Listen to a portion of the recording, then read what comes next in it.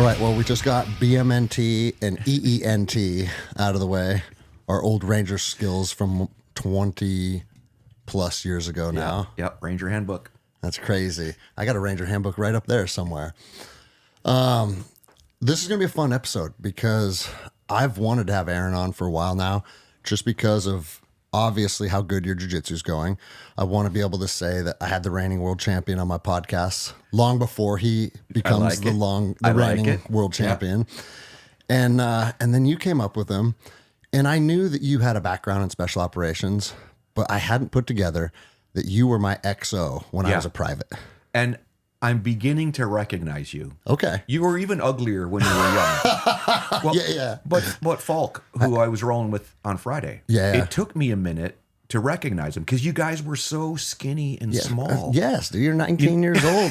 Now I do. I recognize you and I recognize Falk. Like it clicked. And Falk's the one that put it all together. Yeah. Because we talked face to face for 10, 15 minutes, and we're thinking that we had maybe a little overlap, and then we thought maybe you left the regiment right before I got there, and then Folk goes, "Lieutenant Tiegs, that was our XO. What are you talking about?" And then he looks and goes, "Oh, Yeah. But dude, 25 years ago. 25 years ago. The one thing I do want to say though, before we just go right into our stories, I felt bad not rolling with you guys. Oh, dude. No, I'm just saying. I'm just throwing it out there. I always, one of my ethos in jiu-jitsu is like win, lose, or draw. I'm always down, and it's been that way for 21 years now. But because I got this big row scheduled, I've really stepped away from the mats. The last 2 times I've rolled, little tiny things have happened. I tweaked my knee one day and I tweaked my neck one day, and both of those rolls are like, "Hey, dummy. Yeah. You've put a lot of time and resources into this massive expedition. Just chill out." And that's why I didn't even put a gi on. Because you know how it is. Once the gi's on, we can just flow. And then before we know it, you're fighting for your life. Priorities, dude. Good for you. Yeah, of course. You know, what's funny is on the way up here, we were talking too, because I've had so many injuries. My jiu-jitsu is so boring. You know what I mean? It's deep half, it's lapel stuff, it's tying in, it's a lot of just surviving. So even, rolling with your guys for an hour, I didn't really do anything. You're just, you know what I mean? But it's that same idea where I was like, look, I've got to start to take some risks and open up my game and enjoy it a little bit more, especially watching him perform. And even I want to compete this year. Yeah. And you next year to be next year. Yeah, you could call. So dude, don't worry about it. Totally get it. Yeah. Well, let's just plan on it. At some point in the future, we'll have some great training sessions with you guys. Because my team loves your teaching, Aaron. Like, we put this seminar together on short notice. So it had, and I was happy with what the turnout was on short notice like that. But nothing but good things about not only how well you teach, but the fact that you'll get in the mix with the guys and train with them for as long as they want to train with afterwards too. That's something that's always impressive about when high-level guys are teaching seminars. Sometimes they're down to just get down and see what's up. And then other times they don't want to roll at all. And that's obviously, they have a professional career going. They have a lot of things to manage. But when you get the guys that do, like Adam Wrzinski coming up here and just getting down with everybody, dude. Yeah. And I think a lot of that style, again, where Adam Wrzinski, Aaron's game is similar, where they're not reliant on explosiveness. Yeah. There's this meticulous deliberateness that's just safe, and the only time I really see you explode is in a competition or a handful of training sessions as you're prepping. Yeah, I would agree with that. But yeah, I think part of it too is just I think there's a difference in jiu-jitsu culture lately, where the old school jiu-jitsu culture was everyone's just rolling with each other all the time. And then as jiu-jitsu's gotten more popular, I think you're seeing more and more of, there's like a little bit of a separation between high-level athletes and just the commonplace guy. Yeah. Which is a little unfortunate in a way because for me as a kid, like being able to, my first, one of the first people I met in jiu-jitsu was Hoist Gracie, and he came to the kids class and he rolled with all the kids in the kids class. And it's like, you get to meet the Michael Jordan of jiu-jitsu and you get to roll with him. And if that is going away, I think that's really unfortunate. I don't know if it is here and there, but so for me personally, I feel like I want to uphold that. If I can be that Michael Jordan for a kid, then I would love to be able to do that. Again, I'm not necessarily there yet with all the different things, but if I can, start somewhere, I'd like to start somewhere with that. Dude, I love that you reference Michael Jordan because I use that same reference all the time. I'm like, jiu-jitsu is the only sport where you can literally just start to dabble in it. And if you want to go train with the Michael Jordans and the LeBron James, you can buy a plane ticket. You can see where they train, whatever class aligns, and go actually train with the best guys in the world. Yeah. And that's a pretty unique thing. Like to us, it's normal, especially for me living in California with Buchecha and all those guys. It's like we're at practice and there's 7 world champions on the mat. Yeah. But that is you take any other sport, like I'm going to go golfing with Tiger Woods today. It just doesn't happen. Exactly. And what Aaron was saying too, he also prides himself on bridging the old school jiu-jitsu to the new school. And that's exemplified. His first promotion was by Hoist Gracie. Both him and his brother went from white belt to half yellow, right? Yeah. Half. So in another 20 years, when he's our age, he can still say his first belt promotion was the Hoist Gracie. So it's a pretty. I was at the building when Hoist would come in and train with the guys. Oh, okay. So it was pretty special. Yeah. That's rad. Yeah. So the way I usually run the podcast is I don't do interviews. I don't have papers or questions or anything. I just like to sit down and have conversations with cool people. How I do like to do it though is just give you guys the floor. Each of you guys kind of who you are, where you came from, what you're about, and then we just have a fun conversation and go down all the rabbit holes that we talked about before we hit record. But Jeff, I'd like to start with you, just being my former XO and my former Ranger buddy. I can say that now. If I called you that 20 years ago, I'd be in the front leaning rest. But it's cool. It's went full circle. Yeah. Well, when I think of my career, I go back to enlisted days from 87 to 92. Like that was so meaningful to me. We talked about guys like a Ted Kennedy for you. Yeah. I can name these NCOs that brought me up. So when I think of my career that spanned over 25 years, culminated at Delta Force, I really think of those early days. That was the base, the groundwork of not just who I became as a soldier, but really who I became as a man. So it's very cool to see old Rangers now who did 4, 5, 6 years, and now they're out in the world. Because almost everyone I know was a lifer. Yeah, of course. They went all the way to retirement, and they're kind of stuck in that space, Whereas you guys have ventured off and done some really interesting things. Yeah, it's nice. What year did you go in again then? 87 is when I first came in. And then you were enlisted until 92. 92. Went out, had a break for college, and then came back in 97 as an officer and went to. That's when I linked up with you at 275. Okay, I actually think that should be the standard these days. Like saying like, oh, we need our officers to be college educated.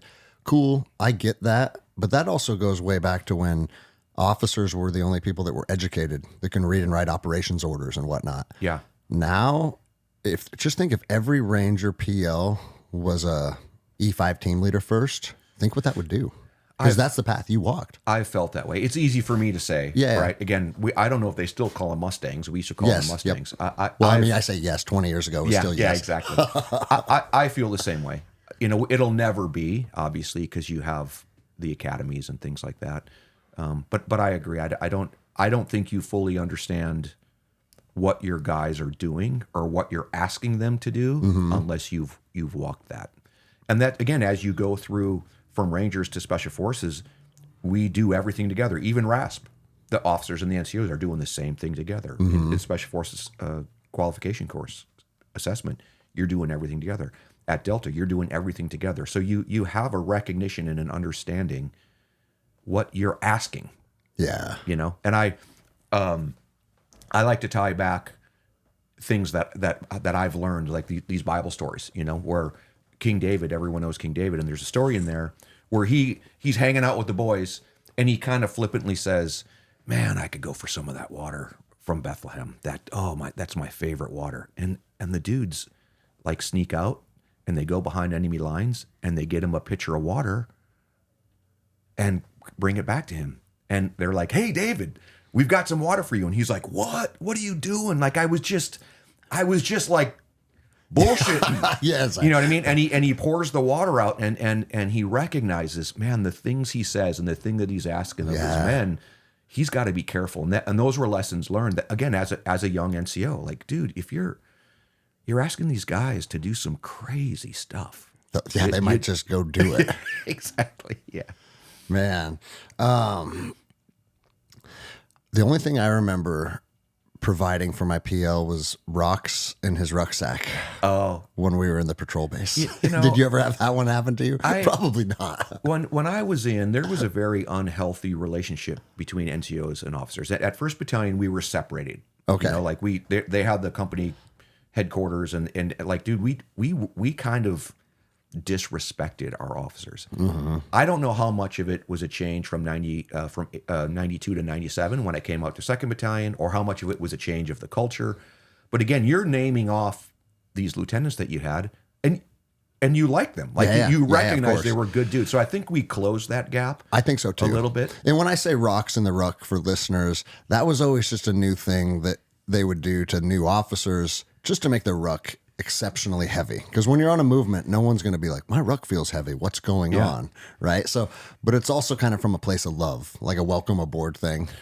So it was that and skits. It was the only two things we could like get away skits. with. The other thing at 1st Battalion, and he's still out there. He's got to be a sergeant major now. There was this rock. It was about this big, and I don't think we had one at 275, but it was a rock this big. And somebody would take him to school. So he was scuba qualified. Like, somebody took him to scuba school and dragged this rock around. Somebody took him. So he'd have all of these badges, and people would jump him into combat. So that's the thing too. Like, people don't recognize like how comfortable we got with conflict and danger in combat. Yes. That you're going into combat and you have this 25-pound camouflage rocks, Sergeant Major rock. Yeah. Just to get him another jump start. You know what I mean? Yeah. So it's that game between being serious and playful, I think, was really, again, that was fundamental in growing up. And I've tried to continue that through my entire career. And again, talking about the way Aaron does jiu-jitsu, it's serious, but there's also a playfulness to it that really gets interwoven. Yeah. I love that you said guys jumped a rock into combat, because that kind of paints a picture of the regiment that a lot of people can't really comprehend. But as soon as you said that, we had some type of company mascot. I know, I'm trying that to think used what to it was. Same thing, go to all the schools and stuff, and I can't remember what it was. Yeah, one of the people listening to this, they got to laugh. What was the Alpha Company 275 mascot? What was it? I'm having a hard time remembering. Yeah, or I remember. Were you with us when we went to Korea? Yes, dude. That was the Ranger skits that got out of control, bro. Was that the one where where Lieutenant Waters at the time? And I'm not friends with the guy, but we follow each other on Facebook, and his name's Cecil. And and Cecil did a skit where he made Waters out to be gay. And he lost his shit on him. And I remember it was who was the bad mother platoon sergeant? Oh, yeah. It's right off the tip of my tongue, with dude. a P. Priest? Yes. Fuck it. Yeah. Anyways, he goes, "Get up, Cecil, get up." And he like because remember, Lieutenant Waters started smoking Cecil, and then one of the platoon sergeants said, "Hey, get up. We have immunity during skits. That's how it is around here." So some of these stories. So we're in Korea, and I was the XO, so I was responsible for this. We rented out a bar. So that soju is the drink in Korea, and it was a restaurant. We rented the entire restaurant. So it was just the company. Remember, it was all you could drink soju. Yeah. Oh, yeah. And then the Ranger skits.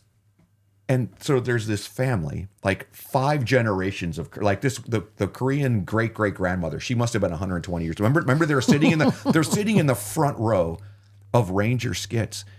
And then the sex toys come out and all of the blow up sheep, like they become the most disgusting, irreverent, and they're just sitting there like, I hope to God they didn't understand what was happening. You know what I mean? But do you remember that at all? They were in the front row. And I also, the whole company missed curfew. Remember that? Dude. And CD, who we'll just leave it at CD because he is a high ranking general right now. I've actually told the story on the podcast before, so if that works its way back to CD, so be it. Right? CD declared combat. He declared. We were all out that with the soju was gone. Oh yeah. CD declares, I hold back curfew. That's right. There is no curfew for the rest of the evening. Yep. And I'm his XO. I'm like, CD, that's like a nationwide thing. Like we don't have the authority, and all the Rangers are like, a company commander can't change curfew, but he did that night. And remember, a bunch of hammered Rangers back at the gate at was it Camp Humphreys? Dude, where were I think I had to go to the jail. Okay. And police up Rangers. There were handfuls of Rangers stuck at the gate. There were handfuls of Rangers in jail. It was a complete. It was a shit show. But I'll never forget it because Folk was there with me too. We laugh about this story fairly often. CD, who we're going to just remain. He was at the front gate and we were there. We were still privates. We hadn't been to school yet. And he goes, "If you don't let us in, you're going to go to battle with my company of Rangers." He's screaming that at the MPs. At the MPs. And we're just like, "Oh, a company of Rangers?" When just what you just said about, "Hey, go get me water. Hey, you want to go to battle with the MPs?" Fuck yes, we do. Hell yeah, we do, sir. I'm so glad you remember that. Again, from different levels. I was playing try to not have an international incident. You're trying to play cleanup. I want to go to war with the MPs, right? and you know what else is cool is like, if that were to happen today, careers would be ruined. Yeah. Yeah. But, and I don't know, maybe you do know what happened behind scenes, but it seems like, you know what? Nobody got hurt, just some drunk, foolish bullshit.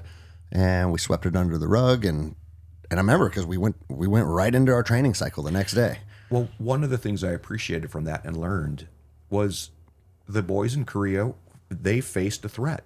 Mm-hmm. So when I ended up talking to like these lieutenant colonels and full bird colonels trying to explain away things, they were just like, "Look, we got it." They were able to put it in perspective. We were there for a couple weeks training hard, testing their men. So it was one of the times early on that I recognized, these senior leaders, they get it. Yeah. They are facing a real threat across the DMZ. They're not going to get their panties in a bunch over a bunch of Rangers just kind of messing around. Good, man. I also wanted to ask you this. I had a memory pop up just thinking about like reconnecting with you. And I don't remember if it was you or not, but there was a Ranger field day. Yeah. Where, remember how everybody's expected to do one event. And I remember there was a lieutenant there, and were you an absolute monster runner? Was this you? Yes. Yeah. I ran I Two won the of them. 5K. Yeah, I won the 10K. Yes. I've told that story on the podcast. That was me. Yeah. Because, so it's Ranger field day, and you're all expected to sign up for one event. And nobody really cares what you do or what you don't do, but it's just like people's families are there. And so I wonder if I was there before you, because I feel like this was almost like nobody knew who you were yet. Yeah, maybe. And they said, "Hey, sir, you want to do the 5K with us?" And you're like, "Yeah, sure." And then you won it. And then everyone's like, "Oh, what the fuck, dude? What is this about?" And then another guy said later that afternoon, like, "Hey, sir, you won the 5K. Why don't you do the 10K too?" And then you won that one. And bro, like in the world of rangering, how physically fit you are, that's your first impression. And period. Back then it was running and rucking. And if you could run and ruck, we were not big back then. Yeah. And here's the other thing. Everybody was good at running and rucking. Yeah. So for you to win not only one of those races, but both of them, people are like, "What's up with this guy, dude?" Which is, and that's exactly what, can you think of a better way for an officer to onboard himself? Yep, it was, because I remember this, all the rumors and the private rumor mill, right? Because we were in PTs. Yeah. We just knew you were the new XO. Yeah. whatever, right? Yeah. Oh, the new XO is fit as fuck. Okay, now we know that about him. And then later that afternoon, we saw the Jump Star, and we're like, oh, and he's been to combat. Oh, yeah. So Yeah. like for the privates, that was like a pretty legendary day. One of those. So I think the only thing better nowadays is jiu-jitsu. Oh, bro, If you're coming in as an yes. officer and you can hang. So we had such rudimentary jiu-jitsu back then. One of the things worst. I remember. The worst. Yeah. So I don't. Wait, before we go, I got to tell Aaron how it worked. We had a platoon combatives rep. One person from each platoon would go spend a morning with Marcelo Alonso. Then that platoon rep would come back to the platoon and reteach what he was taught. So think about teaching a white belt a triangle, and then he's expected to teach 30 people the triangle. But at the time, we thought it was the coolest shit in the world. And of course, the focus of every triangle was pull on his head. You know, everything got warped to just brute strength. Yeah. You know what I mean?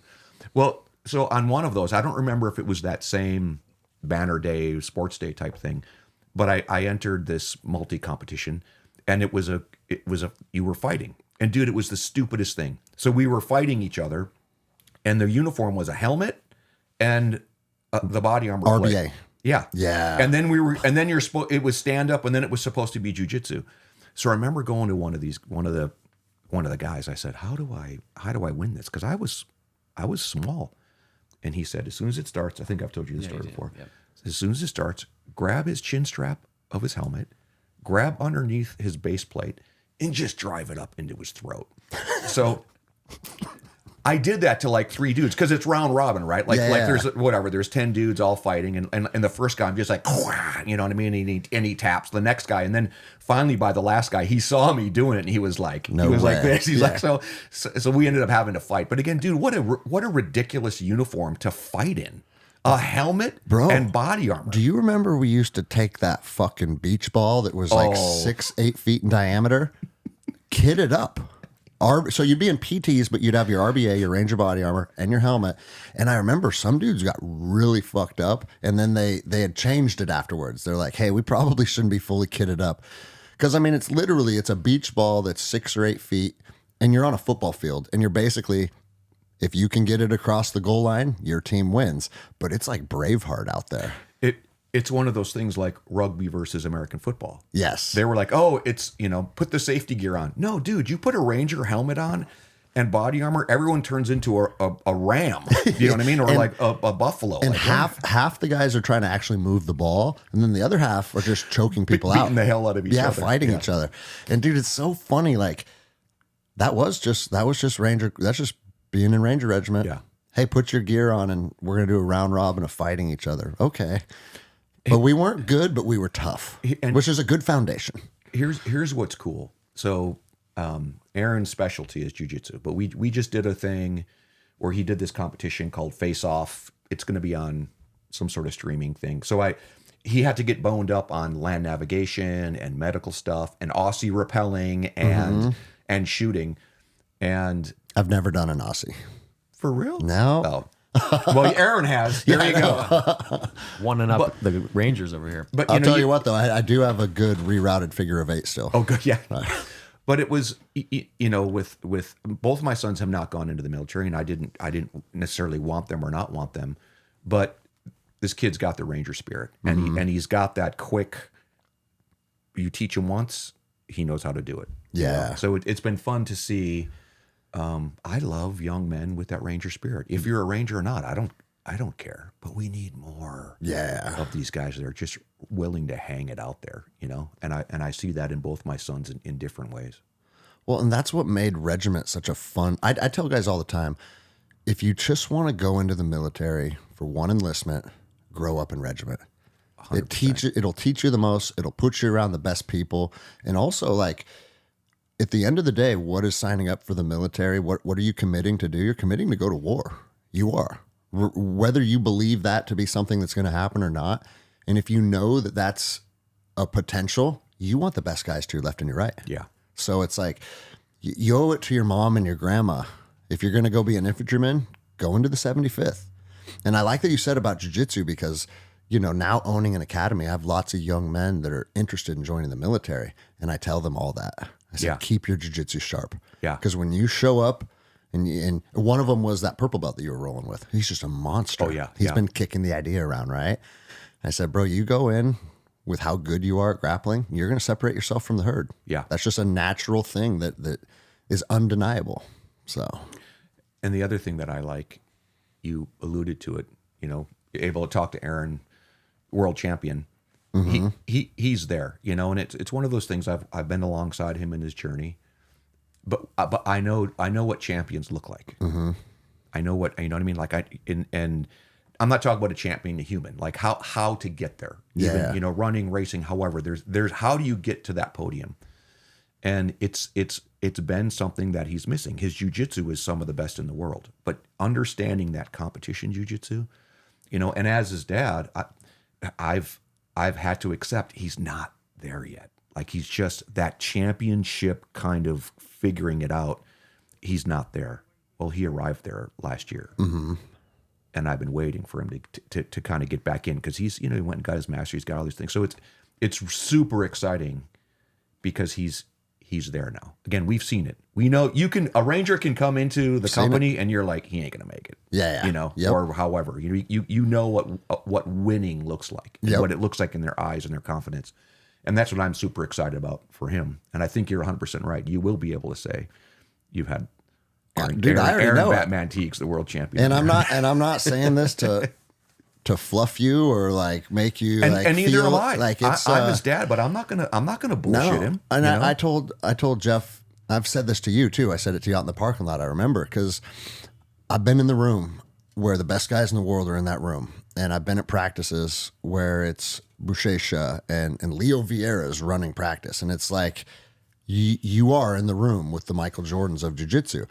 And I always have the caveat, I wasn't one of the guys, but I was in the room with the guys. I know what getting beat up by the guys feels. I know what their pressure. I know the vibe. I know the energy. And I also know that I have really, really good jiu-jitsu. I do. I've proven that time and time again.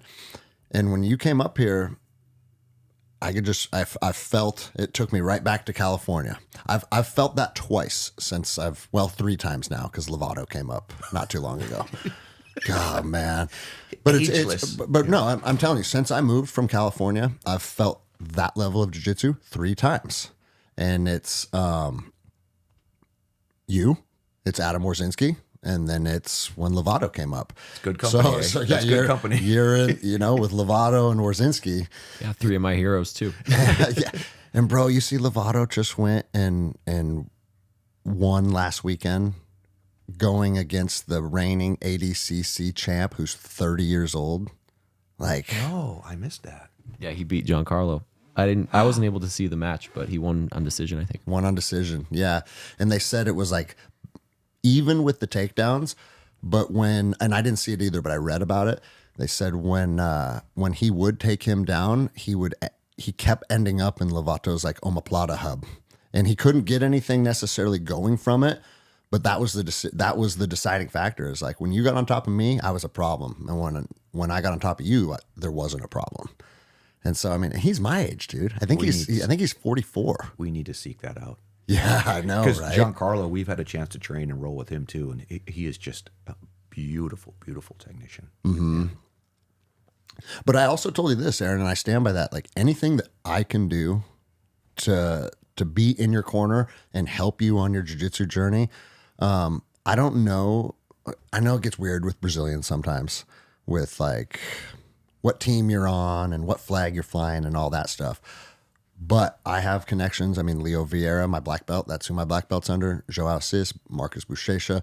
Like I can call those guys and be like, hey, I don't know what you want out of that, but if there's anything that you can derive value from being in the room with those guys or whatever the case is, because like, you know how it is, like when you see an up and comer and I already know what your destiny is. It's exciting, especially as a coach, to like be able to be part of that journey in any capacity. So it won't hurt my feelings. I won't think it's weird if you're like, hey, bro, I know you offered this 6 months ago, but I need to get some rounds with Buchecha or whatever the case is, man. We'll make it happen. Yeah, nice. Thank you. I appreciate that. Well, dude, let's take a detour and talk about jiu-jitsu for a little bit. Okay. Because people love the podcast should just be jiu-jitsu. If I'm being serious, people love listening to jiu-jitsu.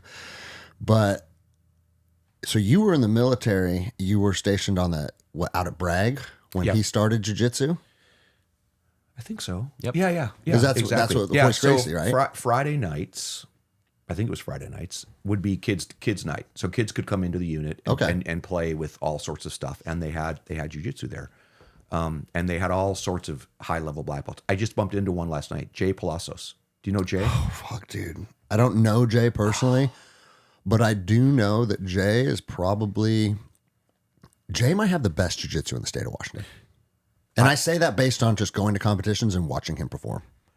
He performed beautifully last night. I haven't seen him in years, but not only is he excellent at jiu-jitsu, he's one of the most all-around martial artists I've ever met. I mean, he is just insane. So it's guys like, we had like, I don't know, 4, 5, 8 black belts that were at our disposal that we just barely even used. So same thing. Guys like Jay Palacios are the ones that were teaching Aaron. Guys like Hoist Gracie when he was a little kid. And Jay Palacios is black belt under Hoist Gracie. He is, yeah. He just schooled a guy last night up in Seattle in the Open. It was great to see and him. He's what, 170? Not a...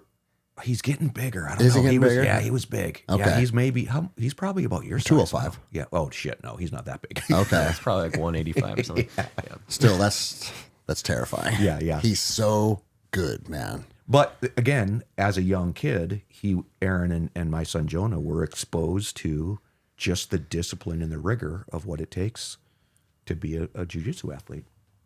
Were you born when you were at 275? Yeah. Both boys were born at Madigan. It's at Madigan, right? Okay, yeah, Madigan. Yeah. Yeah, because that's what Toby Folk was saying. He goes, I wonder if we ever saw Aaron like walking down the hallway in diapers or something. I said, fuck, maybe, dude. Pooping behind a tree. All the old courses. You guys did. They. You know how it is with little kids. The big obstacle courses up until they're like 3 or 4. They have no fear. Yeah. They think dad's going to catch them. You take him on the Derby Queen. Oh yeah, dude, all of it. He's been on all of it. Yeah. So then, I mean, so you were exposed to jiu-jitsu since the time you could even walk then, to a certain degree? Kind of. Yeah. I mean, it's interesting hearing some of the stories because I was too young to know a lot of these different stories. And then there was a large part of my life that he was going and fighting people. So like, it's interesting to hear the different perspectives and to hear more and more about this person is such an influence in my life. And obviously I wouldn't be here without him. And when he wrote his book too, like there was just so many different things that it was like, oh, so that makes sense that because that was happening during this and this and that. And like, it put the pieces together. So it's just cool to hear you guys kind of reminisce and talk about things. It's like, I kind of grew up just sitting here and listening to Army guys talk. And so it's like, this is nostalgic for you. Yeah, it is.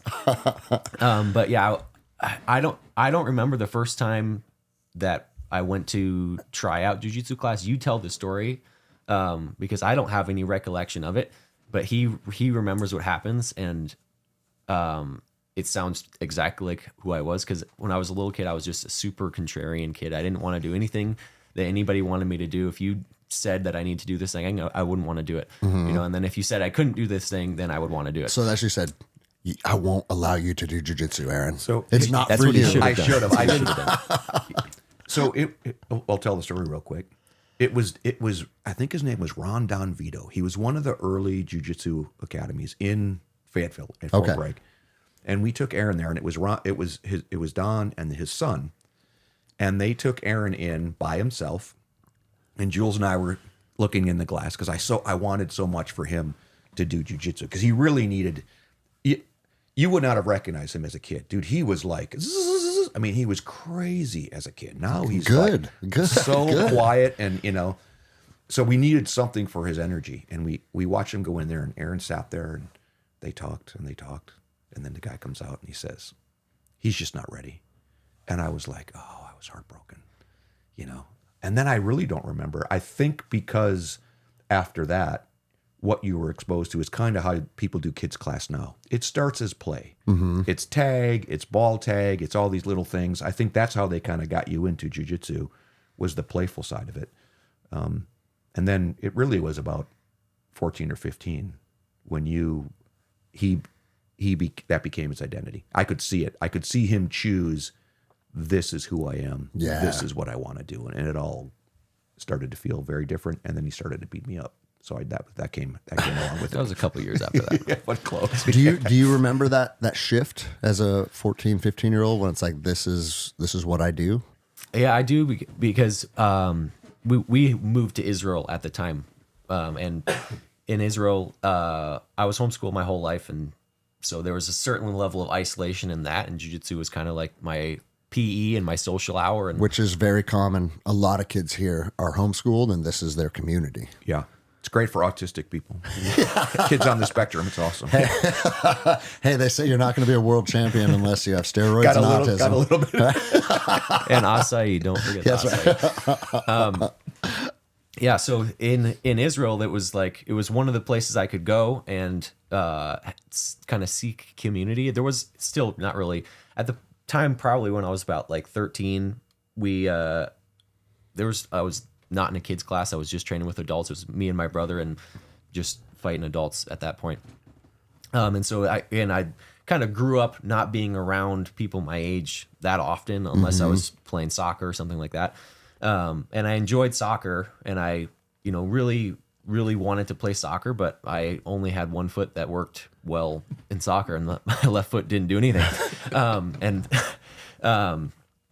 Jiu-jitsu, I was just kind of naturally good at, and I could beat up grown men doing jiu-jitsu, and it kind of became something that I felt like, I kind of have a skill set here, and I just enjoyed it, and I enjoyed the community, and I'm a very stubborn person too, so like to lose and get beat up just made me want to come back and work even harder. Yeah. And it was probably around 14, 15 that I really started kind of getting the itch for it. I still it wasn't until I was probably 17 that I even knew there was world championship competitions, and there was even a career in jiu-jitsu other than just maybe teaching it. I didn't really know, and none of my coaches even really talked about that. I knew Royce Gracie did compete in the UFC, and that's all I thought there was really for jiu-jitsu. I didn't even really realize that there was the world championships and ADCC, and to see where jiu-jitsu has come now, it's there's so much opportunity where I never wanted to be a UFC fighter, and luckily I was born at the exact right time to where that is not the thing I have to do. Yeah, to do jiu-jitsu. To show jiu-jitsu. Yeah, exactly. Wow. It all makes sense now. And you've told me that before when you were a kid, you were in adult class because that was the only class there was. But I honestly think just knowing how you roll, feeling your jiu-jitsu, that was probably a foundational time frame for you because it forced you to use technique and not your physicality. Because something that I've said for a long time, I felt it with both you and Adam. You and Adam Werdzinski are the only two people. When I get beat up by Buchecha, he's 260 pounds. And he's bigger and he's stronger than me. And when he gets on top, it's there's nothing I can do. And I felt that same thing with Lovato. It's this is just hope. This is just my impending doom, right? When I'm rolling with you, and I'm not saying that you're not a strong person, you don't use it. I doubt that. It's very apparent that you're not. It's not like you're physically bullying me. You're just out techniquing me. And you mentioned it earlier where he can turn his strength on when he needs to, as opposed to having it be the foundation of your jiu-jitsu. And not only do I think that that's better, but I think you're going to have a lot more longevity in that too. Because the old school ways is just every round is fight to the death.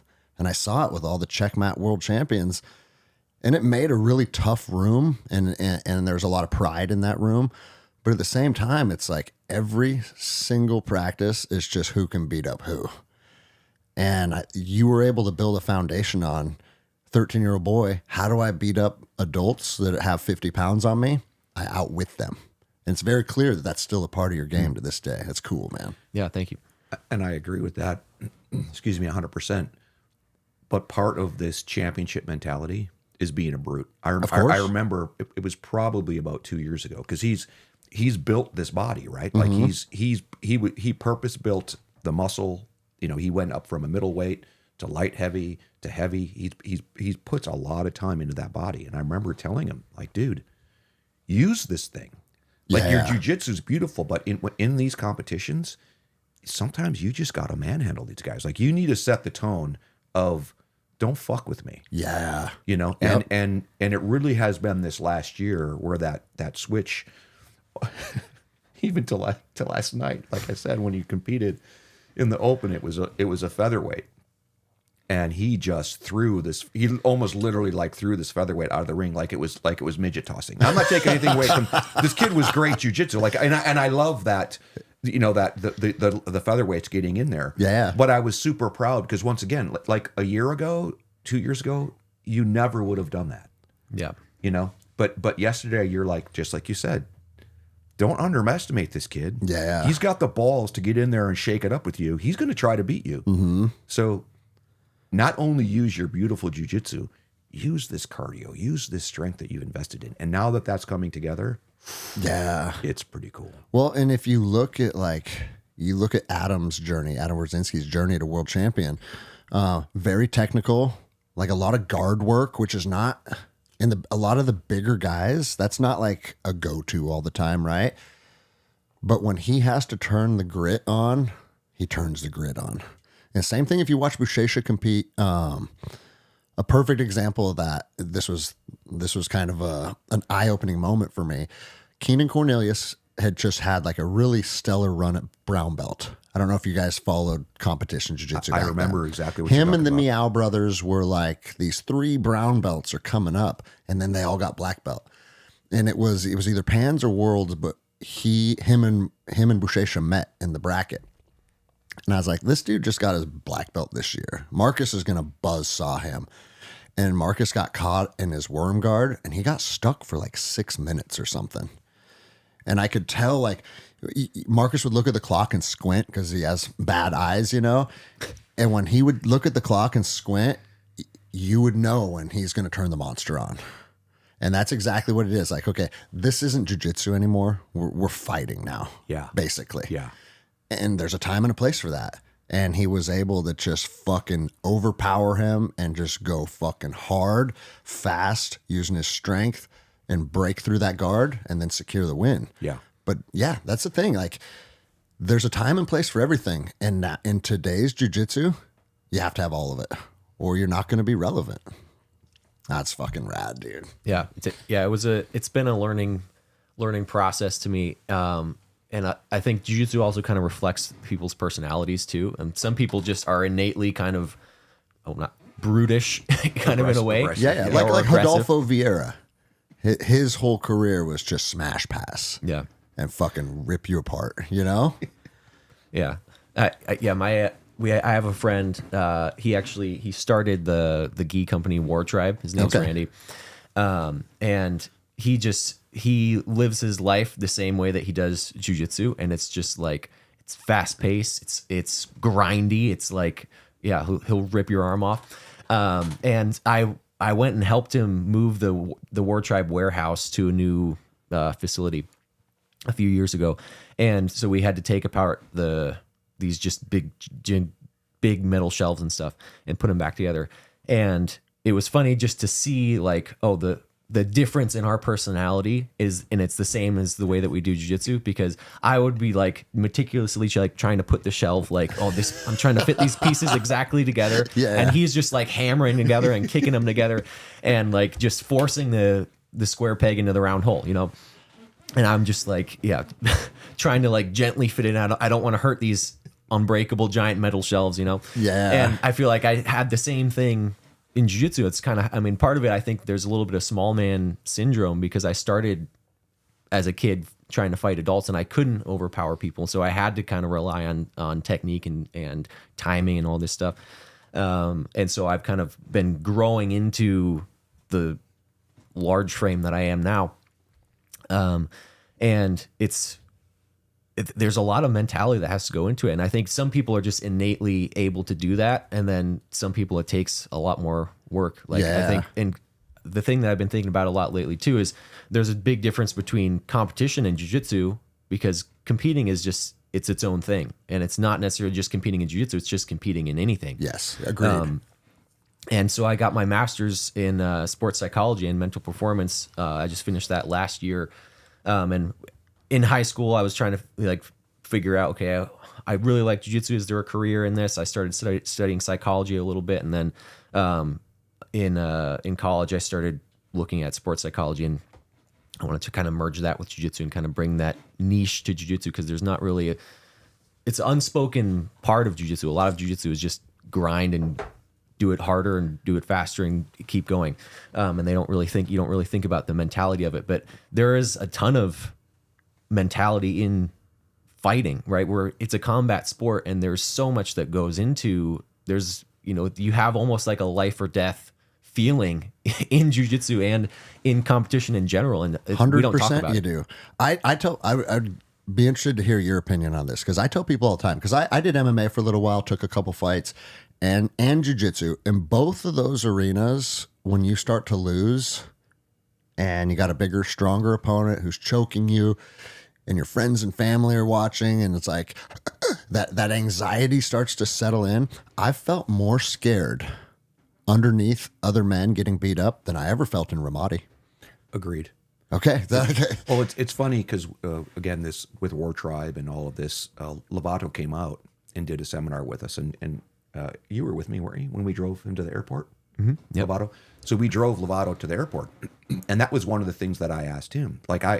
For me, I'm like, dude, how are you managing when that door closes, click, in the UFC cage, or, how are you managing that? And he said when he would hear that door click, he would calm down and everything was a go. But conversely, he couldn't understand how, as a combat soldier going into combat, for us, it was the same. Like when that helicopter is flaring and you're about to fast drop out of it, or, you know what I mean? It's game on, the breach goes off. It's like all of the thinking through things, you get to that calm place. So I call it the new normal, right? Mm-hmm. So for us, our new normal is hard for people to understand and recognize. I was never fearful. I never felt like I felt much more fearful in jiu-jitsu, being trapped under guys, than in actual combat. I love that you said that, because I explain that to people sometimes, and they think, I don't know if they think you're trying to beat your chest, or they think it's just like jiu-jitsu guy talk, but it's absolute truth. Because in combat, and here's the thing too, I never got shot. I never got injured. Sure, IEDs went off and you got peppered with stuff, and like mortars breaking windows out, like whatever, some close calls with violence, but I never got physically injured myself. Yeah. So outside of getting injured, there's really no, you're sitting on a rooftop and you're actually excited. Yeah. You're going through a door, you're actually excited. It's not the element of fear. I don't think fear settles in until, at least what I find with jiu-jitsu and fighting, your fight or flight starts kicking in and you can't do either. Yeah. You can't get away. And now you can't, and you're losing the fight. So now what? That's when fear starts to settle in. I never reached that point in combat. But if you talk to like Tom Satterley, who you probably know, he talks about how like they were isolated in that room overnight, running out of water, running out of ammo. Okay, that he probably did start to feel that settling in, right? But just the things that I experienced in combat, I never came to a point where that was the emotions that I was facing. Because when you're just go, there's no time to be like, oh fuck, this is scary. It's not reality. And it's hard to explain, but I think that's what our identity is. And again, it's seeing you now, 25 years later, you still have that Ranger in you. Yeah. You know what I mean? Aaron's a jiu-jitsu athlete. Like his comfortableness on the mat, I will never match. Yeah. And because he also has decades of that experience, versus he will never match our comfortableness in this chaos of combat. And it goes back to the training. Dude, of course. We were trained by the best. Constantly. I mean, absolutely trained by the best. Yeah. Did you listen to the episode with Adam Wrzynski by chance? I did, yeah. Okay, so there was a point where I said, Adam, you've had ups and downs in your career, and you're always a good athlete, but you weren't top of the food chain. And then something changed. Are you able to put your finger on what changed? And he goes, yeah, my son was born. And he goes, at that moment, that became my why. And I told my wife, I like being this jiu-jitsu guy. And it worked for him to be a jiu-jitsu guy for his own life and his own journey. But he goes, as soon as my son was born, I realized if I want to keep being a jiu-jitsu guy, I have to be good enough to support a family through jiu-jitsu. And it's a different expectation I hold myself to. And he's like, in that moment, he became what he is. And you hear a lot of athletes, like Fedor Emelianenko used to say it, like, dude, if I don't win fights in pride, my family doesn't eat. So it's like they have this powerful why. Do you think that that's something that athletes need? I think it is, but I also think you don't want to blow it out of proportion to where if you do fail, and when you do fail, which is inevitable in jiu-jitsu, unless you retire at the top, you're going to lose at some point. Yeah. You know, you don't want that to completely dismantle you and break you down. Right. But I think that why, when I do mental performance consultations and coaching with people, it's all basically the whole entire session is just about why you're doing this and why you're competing, why you're training, what's the purpose behind it. Because some people will have a purpose that is not sustainable, and some people will have a purpose that is kind of that innate. And when you look at maybe intrinsic motivation versus your extrinsic motivations, like if you have just this love of the process of going through this thing, then that could be your why. Yeah, that can be your why.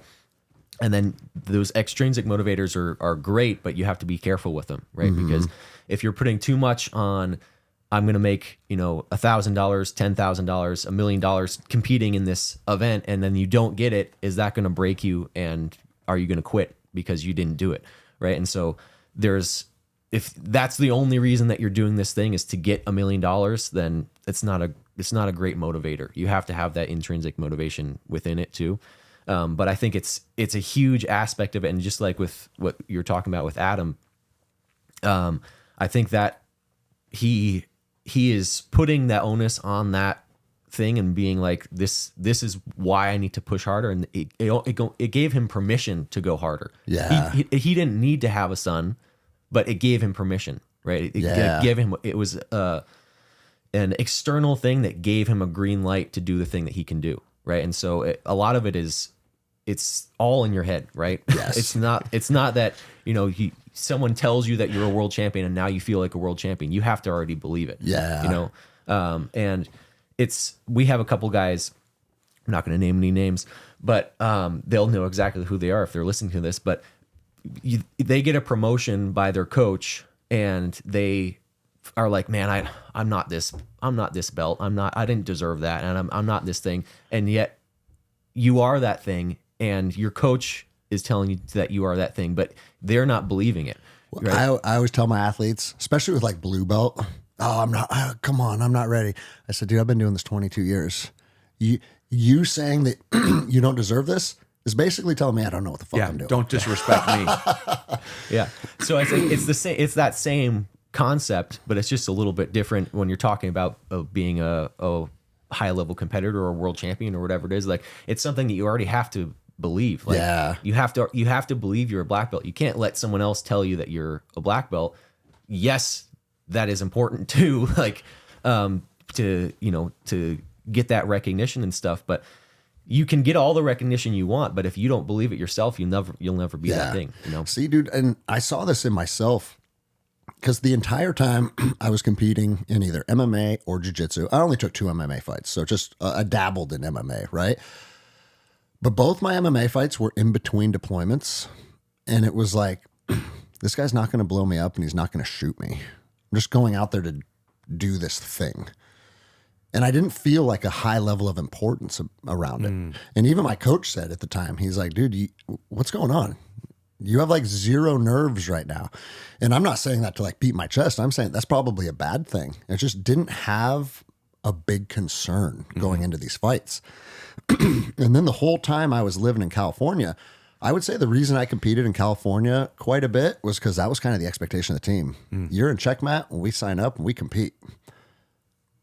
But I don't think I ever found that why. I was married, I had a family, I was a deputy down there, I had a full-time career, and I would just go compete on the weekend because the guy said, let's compete this weekend. And It wasn't until last April that I can honestly tell you guys I had my first real why in jiu-jitsu. One of my assistant coaches was like, hey, if all the coaches sign up for the Rev, and I don't know, do you ever do the Rev? It's the biggest. I haven't. I know of it. I haven't done it. It's the yet. biggest competition in Washington. It's a great competition, and it's the guy Jeff Bourgeois who runs it came up through the ranks as an IBJJF ref, so he knows how to run a competition very professionally. And so we all signed up, and black belts go first. So I was the first match of the day, and I knew that, and 50 of my athletes signed up. So like we went down there in force. And I remember in the days and weeks preceding it, I was talking to my wife about it. I'm like, dude, 50 of my athletes. Call your wife dude. I call her bro. I call her dude. She hates it. Don't call me dude. I'm not your bro. And so I'm like, losing cannot be an option this time. It just simply, and it's not for me. It's to set the tone for the team. Yeah. If they go out, we all went, and dude, we did like this 8-week camp as a team and had comp class. It was super fun season for the gym. Everybody's showing up. Everybody's working tremendously hard. And before the tournament took place the night before, I was like, I've already won. Like this is the only time in 20 years of martial arts that I know I already won, because I don't have an option for my team to have a poor tone set for the day.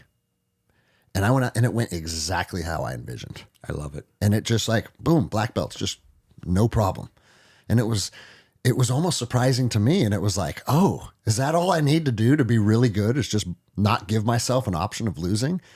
And even if I was 44 years old then, still putting the psychological parts of jiu-jitsu together.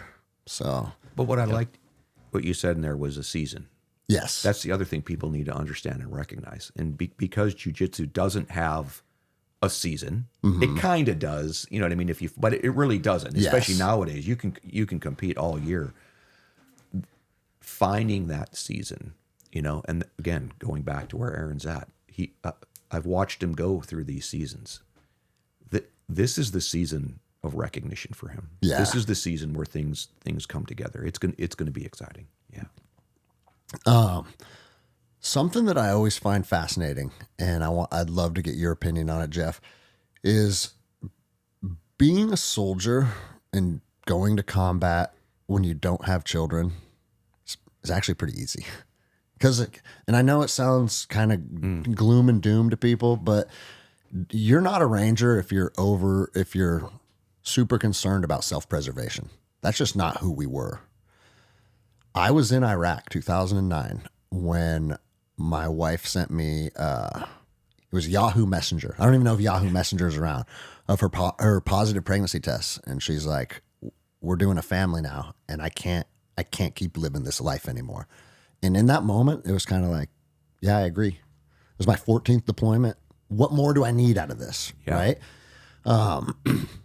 But now that I have a family and children, the thought of being in Ramadi with my daughters back home seems like a really hard thing a conclusion to come to, that this is a good idea. Yeah. How did you continue living that life as a father? Well, it's interesting because you were talking about that why. I thought, and again, I had our boys in the period of peace at 2nd Battalion there. Yep. But even then I thought, because I was an adventure junkie. I was doing all this stuff. I thought, it's really going to temper my appetite. But having 2 sons, it actually inspired me more. It gave me this why. And even in combat, and it's fun now to look back on, because I could have died. Yeah. And he'd be an orphaned kid, I guess not orphaned. Closer and closer to Batman. Yeah, it would have been a better origin story than you sitting next to your dad, But so I think a number of things. It inspired me to show my sons, this is what men do. Mm-hmm. We answer the call. We believe in our country. We believe in the ethos of our country. We believe in evil. Somebody has to fight it.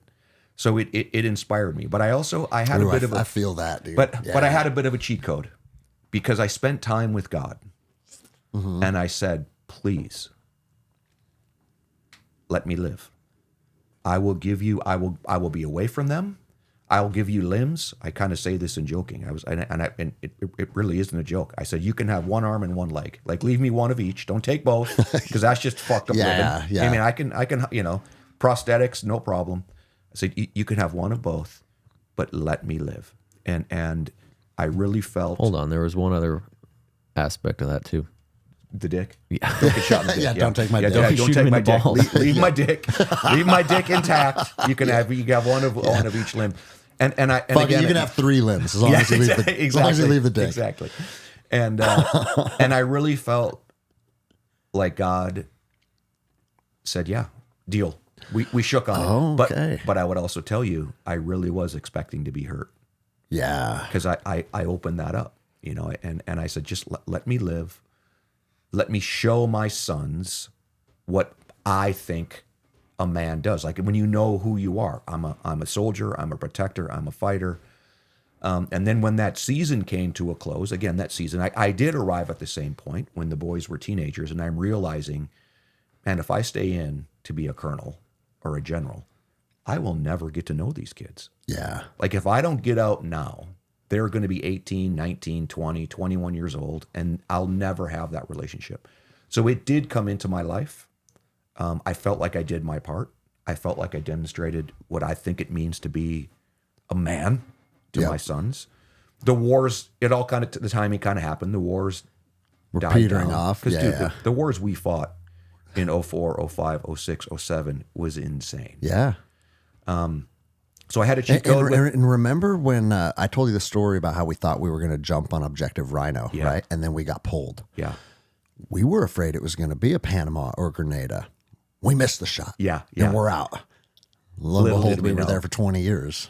So to encapsulate that, when I had sons, I felt almost more emboldened to do the things that I felt was my identity. I did strip away things that I didn't think were part of my identity. Some of that adventure seeking that I was doing, that wasn't who I was. That was what I did. But when I really settled down on who am I, how do I represent that to my sons? And again, it's really nice to look back on that experiment worked. Here's the other catch-22. I have a very strong wife, and I knew everything would be okay. Yeah. She homeschooled the boys. She's super, super independent. I don't even think she knows where we are right now. You know what I mean? Like, You're hanging out with that Greg Anderson guy? She can live in a castle. She can live in a castle walls, and everything would be fine. Bro, that is literally one of the foundational necessities of being a powerful man. And I too have a powerful wife that, like, I don't have to worry about anything. Yeah. When I'm gone, I'm not worrying about what's going on back home. How many guys were fucking plagued by what was going on back home? And I remember in like 01, 02, 03, we deploy, that was it. Like, we don't know what's going on. And then people started getting sat phones, and guys started buying SIM cards every day. I never did it. Me neither. I went to Benning last year and talked to these young lieutenants. And I said, guys, you may not hear this from anybody else, but here's how I did it. I did it like we've always done it. When you deploy, you deploy. 100%. I didn't talk to my wife. I didn't video my kids. It was like the Spartan. You left for war, and when you came home, you came home. 100%, dude.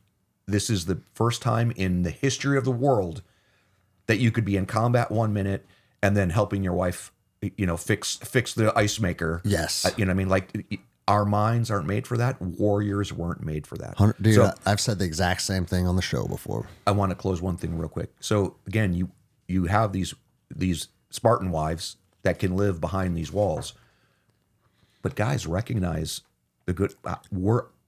We're still trying to break down some of those walls that we created to protect our sons, to protect all of that. I've been retired 10 years, and we still have walls up for each other. And you have to have that patience. So we built those walls over the course of 20 years. It's going to take us 20 years to bring those walls down.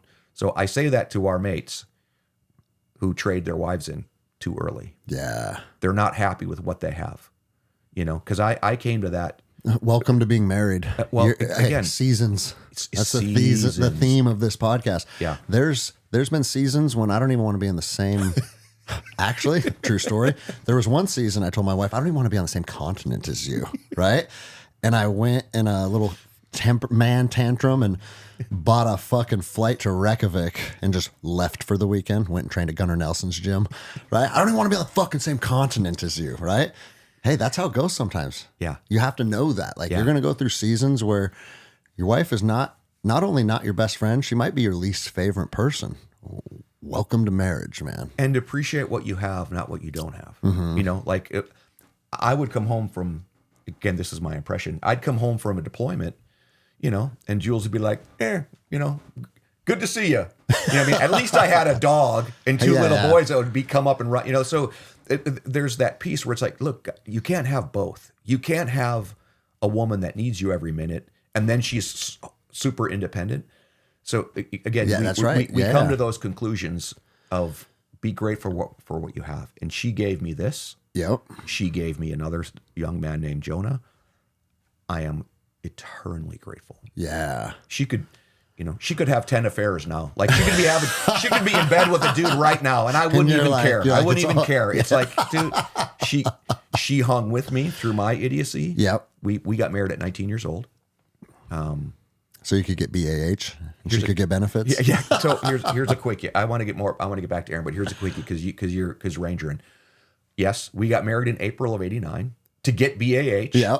So we planned a wedding in December of 1989. The one time. December The 20 one time. December 22nd, we were supposed to get married in Wisconsin, and we invaded Panama on December 20th. That's hilarious. So dude. my wife and you were and there I, for what, 2 weeks or something? I don't 2 even or 3 remember, weeks? 3-4 weeks. I don't Okay. remember. Yeah. We've never had a wedding.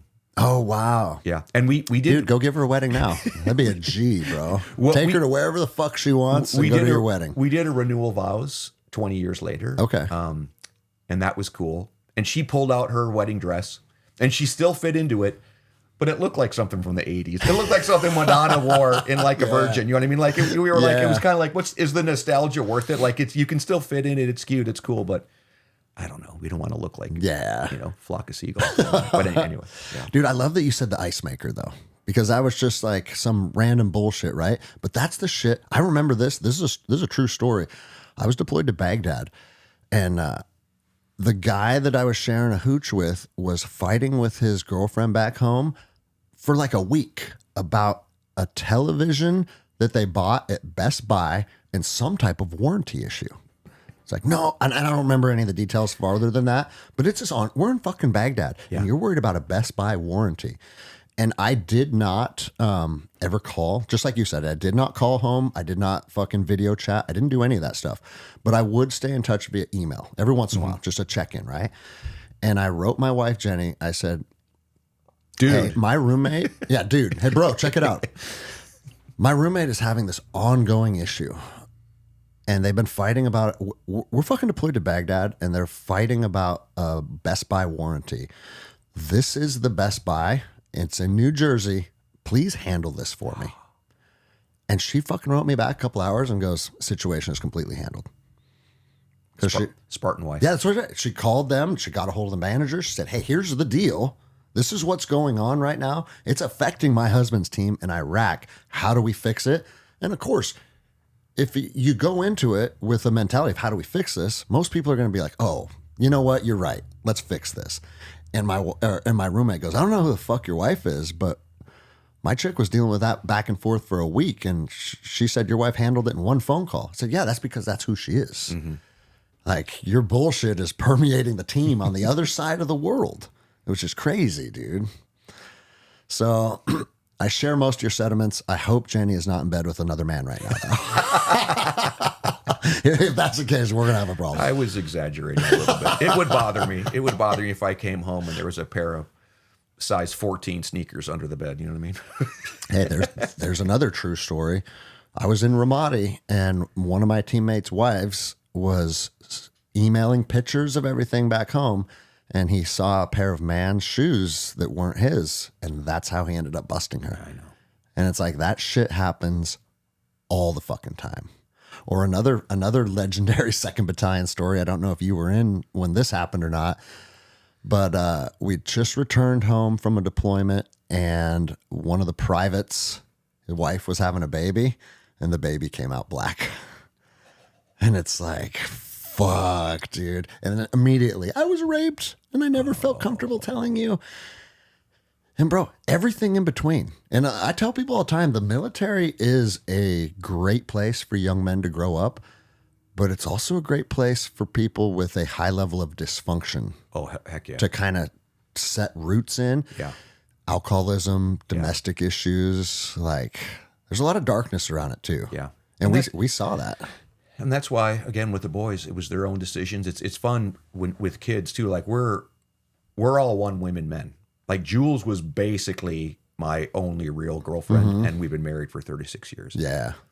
Jonah's fiance was basically his only real girlfriend, and they're going to get married here any day now. Aaron's fiance of 5 years now. That's probably like 3. All right, but again, 4. we're one women men. You know what I mean? Like we meet the girl, we like her, we end up falling in love with her.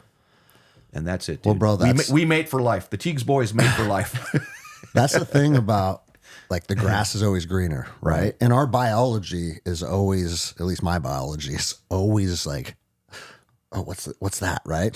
Like, that's just fucking part of being a man, dude. And guess what, though? And it's even discipline, right? Even rangering, though, like, those are things like we all be better. Be Yeah, better. yeah. You can do this better. Did you hit the X ring? You know what I mean? Can you do this faster? Can you do this stronger? So even that pursuit as young men, it bleeds into our families. Yeah. And I know I can look at you and look at the health of your relationships and know you've held that at bay. For sure. You know? Yeah. And we have.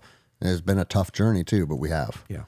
And I'll tell you what, and I wonder if you agree with me here, you hold it together through those really tumultuous periods. You get into your 40s. I mean, I'm 45 now, mid 40s. Our relationship's the best it's ever been. Yeah, hands down. You know, it's cool moving into this season after a lot of fucking tough seasons. Getting old is cool. I love this age. I've never loved this season more. And then again, my sons have become some of my best friends. I'm still their dad, obviously. Yeah. Becoming a grandfather. I mean, these young rangers, soldiers that are starting a pistol, dude.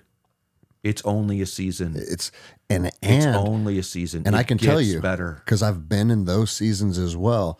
The darkest seasons where you're like, fuck it, dude, I'm just going to shoot myself. Those seasons are usually a matter of hours. Yes. They're the shortest of seasons. And so I tell my friends, I've had 7 teammates commit suicide. 7. I know. And it's heartbreaking. You're probably right there as well. So this is what I tell my friends now. If you're going to kill yourself, I'm not here to talk you out of it, because I don't want to be part of the circle of fuck, coulda, shoulda, woulda, because I've been in that before.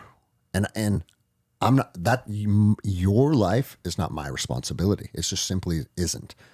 But if you're going to go through with it, give me the courtesy to call me and say goodbye. That's it. Let me tell you I love you. Let me tell you what I like about you. Let me tell you why I enjoyed having you as a friend. And after that, if you want to check out, check out. And here's a tough one. I won't name names, but one of my recent friends committed suicide. And what I didn't recognize, he was an officer, which is rare. He came over. He lived in a different state. He went on this trip with his family.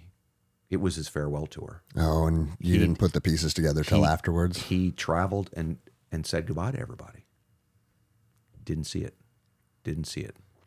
Do you feel it? Did you at the time feel any guilt or shame or anything? Because I know a lot of guys do, and it's like, dude. I don't. Yeah, okay. No. But again, hear me now. This is worth it. Yeah. A 36, 40-year marriage that's tumultuous and difficult. Sometimes, like you said, it's worth it. Seeing your grandkids love jiu-jitsu. Yes. Is worth it. Seeing your boys pursue their dreams, it's worth it. Like you said, you just got to beat that hour. You know, beat that hour of the heavy. Yeah. Yeah. There's so much out there. And I like that you said getting old is cool. You like getting old, because how many people do we know that didn't have the opportunity to get old? You know, and like the CrossFit model where they're like, hey, I'm going to do this workout for this guy because he can't do it anymore. There's always a part of me that kind of likes that. I don't do hero wads anymore because my knees don't like them. Yeah. Right. But just knowing, like, man, how many guys can you rattle off in your head that they didn't have the opportunity to become a father? They didn't have the opportunity to become a grandfather. Yet here I am. And am I gonna spoil that? Am I gonna squander that? And then here's the other side. Life is already finite.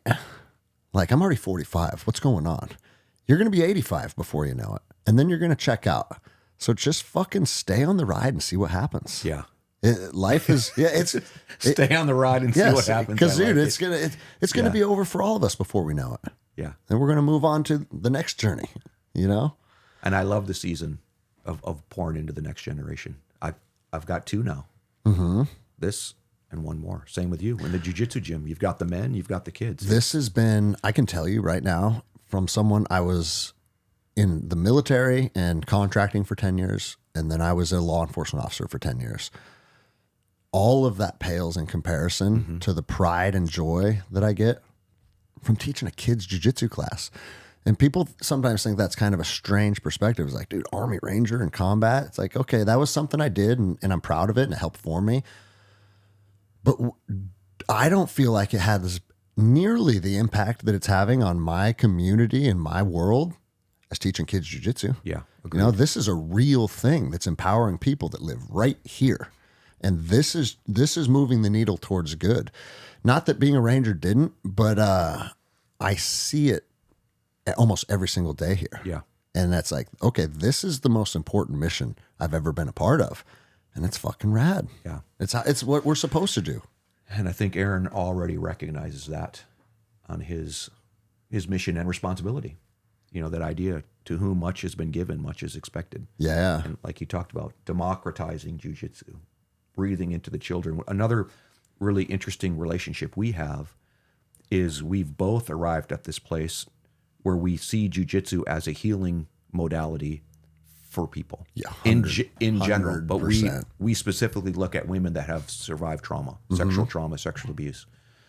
And Aaron, in his wisdom, he coined this term, we help them regain ownership of their bodies because somebody took something from them. Yeah. And I don't care if it was small. I don't care if it was a high school where a dude copped a feel, you know, or if it was a straight up violent rape.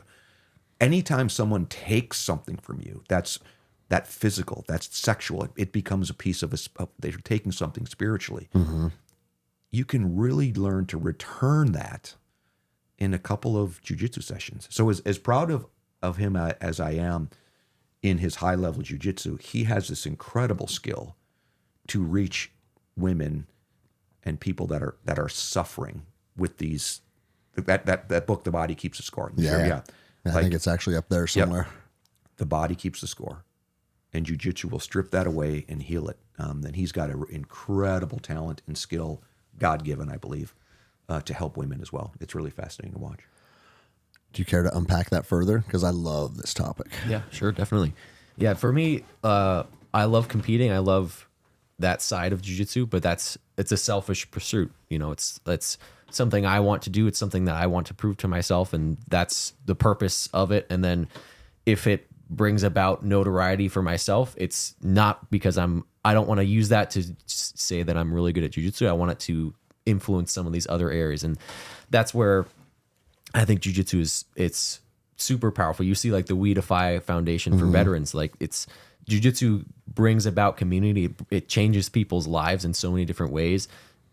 Yes, you get messed up with your body sometimes. You get your knees twisted up and your neck, you can't look the same way that you Just used look to. straight ahead. That's good enough. Dude, I've been driving before and I was like, fuck, I can't check my blind spot today.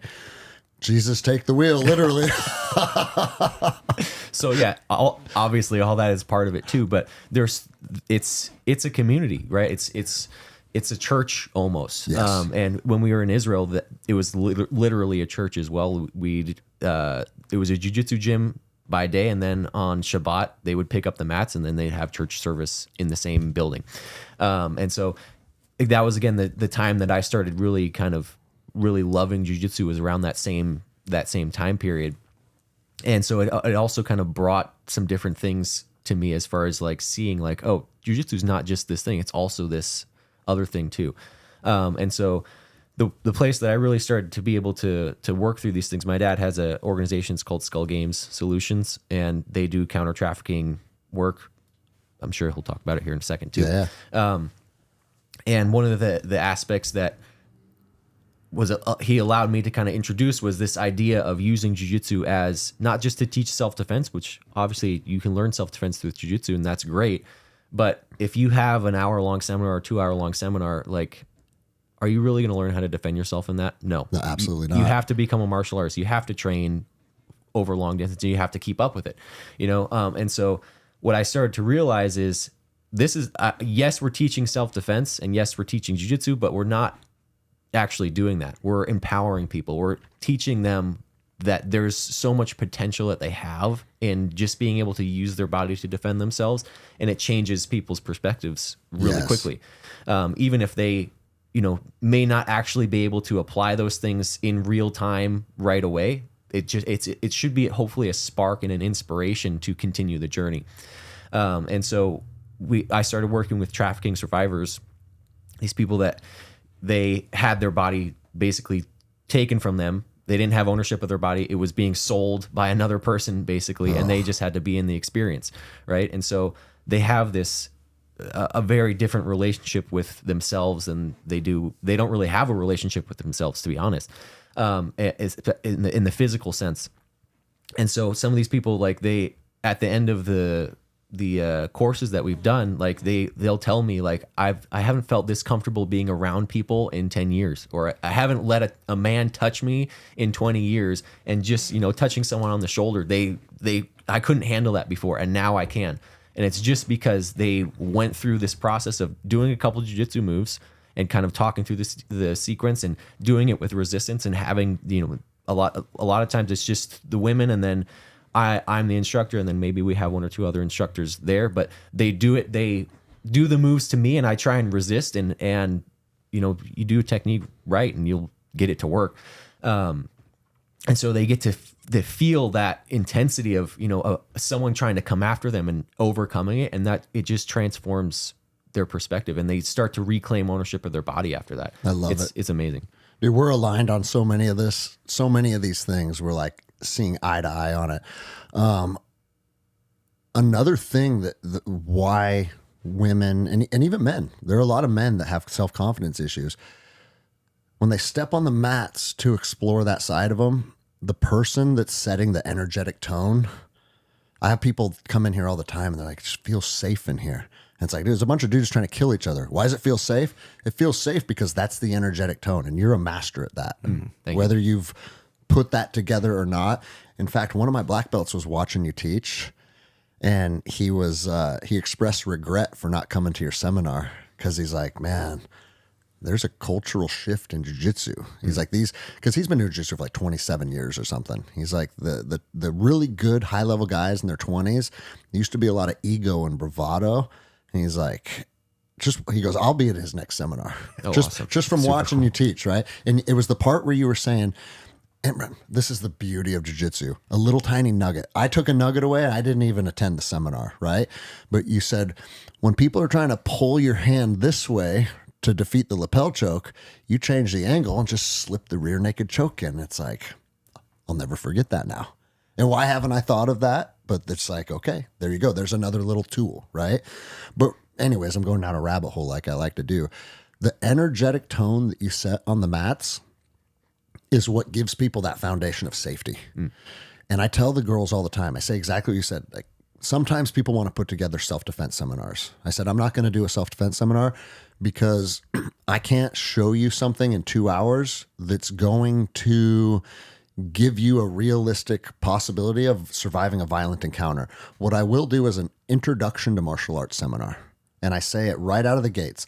This is not going to save, the next 2 hours is not going to save you unless you commit to what we're doing here. You show up, you put in reps, you actually invest.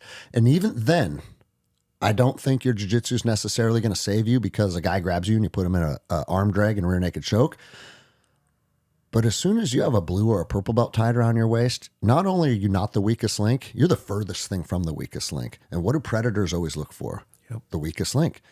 So I got, my female purple belts, when they get out of their car at the mall, it's already known that's not the one I'm going for. Bulletproof. And that is where your jiu-jitsu is going to save you.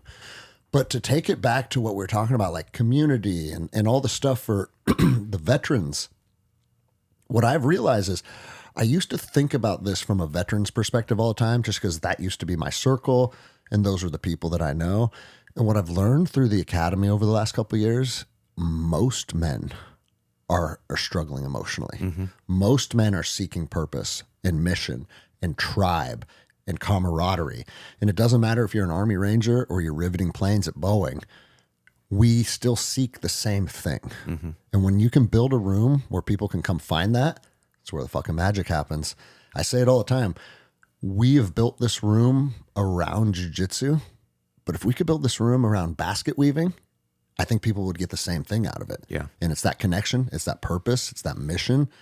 And people need that whether they understand that concept or not. I think it's very simple for us because we've always been mission focused. Well, we live in this modern era where nobody is going to deny there's this thing, mind, body, and spirit. Mm-hmm.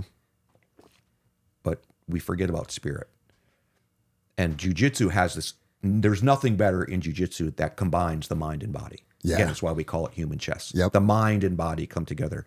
But when you're intentional about setting a spiritual tone, and I'm using specific with these women, but you're doing that. You said you're setting a tone.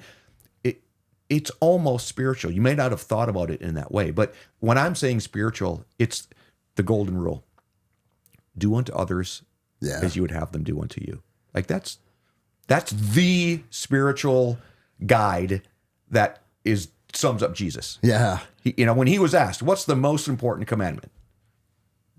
Do unto others as you would have them do unto you. So when you're setting that tone in jiu-jitsu, you may not have thought about it like you're setting a spiritual tone. Again, you can think of it more of the mystical Asian side of spiritual. But you guys have that. They walk in here, they have that place. The other thing that I love, one of the reasons I like gi jiu-jitsu so much more than no gi, is the ritual of putting on my gi and tying that belt. Oh, you're putting your yeah. It's just like when we kit it up. Yeah. You could be doing whatever, and you went into that kit room, and you were about to go into combat, and you started strapping on the vest, checking the magazines, putting the helmet on. Like I turned into somebody different. I wasn't just Jeff the knucklehead anymore. I was Jeff the warrior. Yeah. And that's why I like gi. You put that thing on, again, that black belt. I got to live up to that thing. You tie it, and you come out on the mats, and you leave who you were behind in the parking lot. Yes. So I missed that. We got to figure out a way in no gi to get that ritual. We got to figure out a ritual, because the tight spats and the shorts and the tight shirt, it's not quite there. Quite there. We've got to figure out ritual, because I think that's an important entry point, and you can feel it. Yeah. Gi jiu-jitsu has I'm using the term spirituality. There's probably a better word. Gi jiu-jitsu has a spirit to it. I agree. That no gi lacks. Mm-hmm. And I think part of that is the actual ritual transformation of who you become when you step onto those mats. And I talk about this very often on the podcast, who you become in that moment. And this is one of the most important aspects of why jiu-jitsu is so beneficial. You step into the present. That's it. The only thing that matters on the mats is what's happening right now. Mm-hmm. You're not trying to choke someone or trying to defend a choke thinking, fuck, dude, my mortgage is due tomorrow. You know what I'm saying? And if you do, you'll wake up.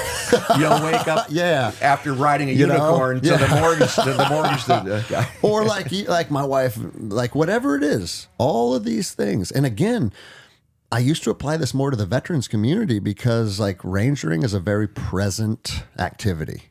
You got to be immersed in what's going on right now. And I think if you look back at the history of even people, but especially men, 1,000 years ago, and I'm not saying only worry about the present. There is a certain part of reflecting on the past that helps you change your trajectory. And then we obviously have to plan for the future. But if your energy starts to go more towards the future or the past and you're lacking presence, that's where things start to fall apart. And so in jiu-jitsu, you step on the mats and I'm here right now doing this for 90 minutes. When else in modern society do you just shelf everything for 90 minutes? Almost never now. And I think before we take a break, my element has kicked in on the coffee. Okay. I think you're helping me think through some things too that Aaron talked about. I'm going back to these women that are forced to give up their bodies. They disassociate from the present. Yeah. Like they learn to not live in the present because it's so painful. And I think that's the thing with jiu-jitsu. They're not used to really living in that moment. Yeah. People don't do it well anyways.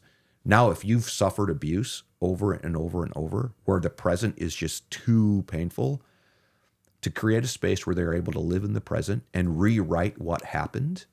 Because, these women will literally talk to Aaron and say, this is what happened to me. And we'll reenact it. And they'll break and they'll cry and they'll regather themselves and they will go back to that moment that they disassociated from, and they'll come back to it. But this time they're a victor. Yeah. They're not a victim. And it doesn't take long for your brain to decide, oh, I like this connection way better than that old connection. And you're literally rewriting the brain pathways of who you are. Well, and for all the people that need scientific proof of this stuff, like it's out there now. It is. The neural pathways do grow, and there's it now becomes easier for your brain to think in this pattern. Yes. Instead of the old pattern. Yep. That's pretty fascinating. So that's what I love about him too. He's very academic, and he, in addition to the physical side of this, he studies it very astutely. So yeah, I mean, I usually keep the show at about 2 hours. Okay. So we're down to 30 minutes. Well, we can go over if we want to. We can do whatever we want. But one thing that, we started talking about before we hit record was your transition from Ranger to Delta.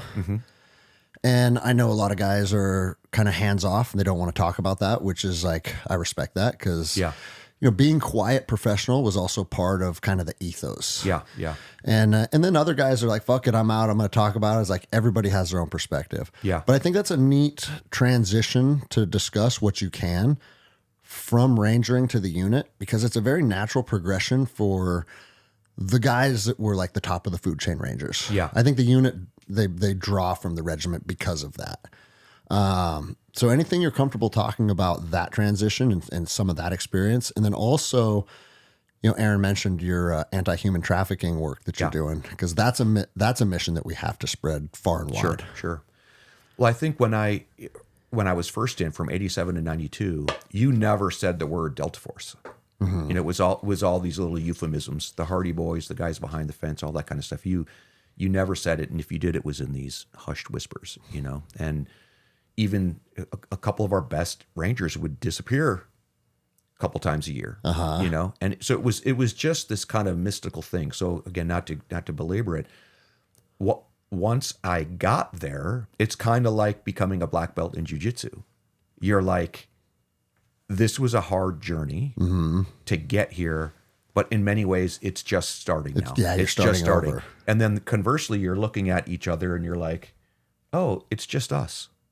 We're just normal dudes. Yeah. You know what I mean? That have risked it, and I think that was, to me, is the biggest thing, is you risk it. You meet a lot of young guys who say they want to go to the unit or they want to do whatever. And they're like, they just don't have the courage. Because what you do when I was a Ranger, I was a made man, right? I was an NCO, well-respected NCO. I was a well-respected officer. I was a made man in the Rangers. I put it all away and I went to Green Berets. Yeah. They don't give a shit about Rangering. You start over. Yeah. Now you're a Green Beret. I became a made man in the Green Berets. I proved myself in combat over and over and over. I put that all away. I went to the unit. So you're constantly, to me, that's the thing, is you're willing to risk what you've gained for this next kind of place. Yeah. There is no question it's the pinnacle of warrior, of being a warrior. I mean, there has never been a more lethal force in the history of the world than the unit. And interestingly, yesterday I got a signal message, because guys are talking too much, man. Yeah. You know, guys are, the unit is quiet professionals. You pride yourselves on not talking about things that are essential. And it loosened up a little bit. Again, when we went to Iraq and Afghanistan, we built these task forces, and again, the Ranger Delta camaraderie, and they talk about Somalia, where there were just two separate elements that never really crossed paths. Well, we fixed all that. We fought side by side in all these wars. So we kind of demystified what it means to be in Delta. But what came with that is guys are sharing things we shouldn't share. Specifics about selection, specifics about techniques, tactics, and procedures. And I've been painted in that same brush. I to defend myself, I feel like I've walked the straight and narrow. I've used my story to try to bridge folks into another space, but that's not the perception. Some people perceive I've talked way too much about the unit, and I'm going to tighten that up. And one of the things that I appreciate is, while I'm looking at it from my lens, you know what I mean? Oh, I haven't crossed that line, but I'm also a master of open source intelligence. Mm-hmm. That's what we do with Skull Game Solutions. We apply open source intelligence to counter sex trafficking. So I have to admit, okay, maybe what I've overlooked is I say a little bit, someone else says a little bit, someone else says a little bit, and none of us independently have crossed that line of what you should and shouldn't share. But it doesn't take a rocket scientist to piece all that together and start to come to conclusions and things that maybe were I didn't intend to get out there. Oh, I see. Yeah. So I took the correction. I was like, look, I'm shooting out of the black. Got it. I'll tighten it back up. And I've tried to maintain my integrity. Again, I can argue with people that I've gone too far, and I accept that. But what it's done, and I've been in this season already, is what next? Where am I going? Mm-hmm. Part of talking about my experience was my own healing. Part of talking about my experience, like Aaron talked about earlier, was almost reintroducing myself to my sons and my wife and my family that I've left behind. I mean, I have a brother and sister, and family that I don't really know. Mm-hmm. I sacrificed that for war. So it was a bit of a love letter, so to speak, of, I hope you guys understand why I wasn't there. So part of it was cathartic, part of it was to bridge this gap. And that's part, you referenced a book earlier. Yeah. You're saying so that's part of the book specifically? Yeah. So I need to get the book on your shelf. I'm looking at your shelf. There's a big hole right there that my book will fit. Well, I'll order Where have all the heroes gone? Where have all the heroes gone? I'm going to buy it the second we're done. A pilgrimage through the Bible, the battlefield, and back home again. So it really was, it didn't intend to be this initially. It started out as Bible stories that I got this behind the scenes look at, because we lived in Israel, and I'm walking the terrain and I'm reading these things. It's like, oh, so really sharing these secrets, mm-hmm. these open secrets that God left for us, that have been lost to tradition and legend, and kind of reintroduce those to young men who are kind of bored. I mean, Christianity is largely ballless. You know what I mean? Like, it's like, no, it's the ultimate balls faith. Like, it's awesome in this story of warriors, So that was how it started. And then I started to weave in my own experiences and how those faith principles kept me alive mm-hmm. in many ways in combat. So this book kind of morphed through all that. And then it became a love letter to my family. Wow. Like, hey, this is who I am, Well, let me ask you this, because I think one thing that a lot of people think, like, oh, I'm in the regiment or I'm in the unit, and that's the pinnacle of their life, right? And it's the most important thing they've ever been a part of. It's the most important thing that they'll ever be a part of. And then you're out doing your thing, and you wrote a book about it, dude. Yeah. Fuck Jeff, But this is what I think they're missing: is regardless of what you did in the military, that's just a part of who you are and what you did, and it doesn't define who you're going to be tomorrow. Incredibly astute, because that is the thing too. It's like, hey, I was a Delta Force operator. Like, that rolls off my tongue because it's part of who I am. But that can be perceived as this guy's tooting his own horn. You know what I Yeah. mean? So I agree with you 100%. And that again, it requires that nuance. You have to give me a minute to explain. Yeah, dude, I'm not saying it to beat my chest. I'm saying it because it's part of this journey that I was on that is still echoing to who I am today. Yeah. You know what I mean? So I agree with you. But again, just like when you don't hit the Ranger standard, and a lot of the Ranger standards are black and white. We know what those are, dude. Like I said, I do not believe I violated black and white standards. But in that gray space, that culture and those mores change. And we're at this point now where you're like, stop it. We don't talk about Delta Force. And I will honor that. Yeah. You know? I was going to say, are there NDAs that you are still like legally held to, Sure. or is it more just a cultural thing? You're like, hey, if my boys are a little bummed out, I'm going to pump the brakes. Yeah, I think both. Okay. You know what I mean? Like again, there's some clear violation. I mean, and you've seen these guys. I mean, you've seen these guys talk. Oh, I and know. You're It's just crazy, like, dude. how are you saying that on a podcast? You know, but we also, everyone also knows it's very, very hard to enforce an NDA. Yeah. So we have to rely on your honor and your integrity. You know, and the community. You know, I love Rangers. I love the Green Berets. I love the men and women in the unit. I never want to dishonor them. And if that's what some people feel like I'm dishonoring them, then it's not worth it. Yeah, Like, it makes you feel like you got to tighten your shot group I'm in up. this great experiment of like bridging these different stories, you know, into fatherhood. And so it's actually, I find it as a catalyst right now because I thought long and hard. I got the text yesterday and it really bummed me out, dude. And of course I've been thinking about it all day and all night. It's like, oh man. But it's this catalyst where we're next. And I like this. Yeah. And we have another, again, he has a brother. I have another son who's very different, very much like me, you know, of this kind of person, Jeff, very much not like me. And I think, again, looking for new threads and stories, this idea of his father, a dad and his sons and how they have negotiated and navigated these really, really tough times. I think that's the new season for me. So if it took a kick in the ass from some old unit guys to say, hey, bro, you're fucking coloring outside the lines. Tighten it up. Yeah. Heard Well- loud and clear. And it helped me find a new direction. And I'm also going to guess that them coming to that conclusion that it's time to tighten everything up is largely due to the fact that there is a lot of egregious shit being written out there, Yeah. especially from the team guys. Yeah. Well, I mean, that's like a running joke now. You become a Navy SEAL to get trained, go deploy, and then write a book or make a movie about it. Yeah, yeah. Right?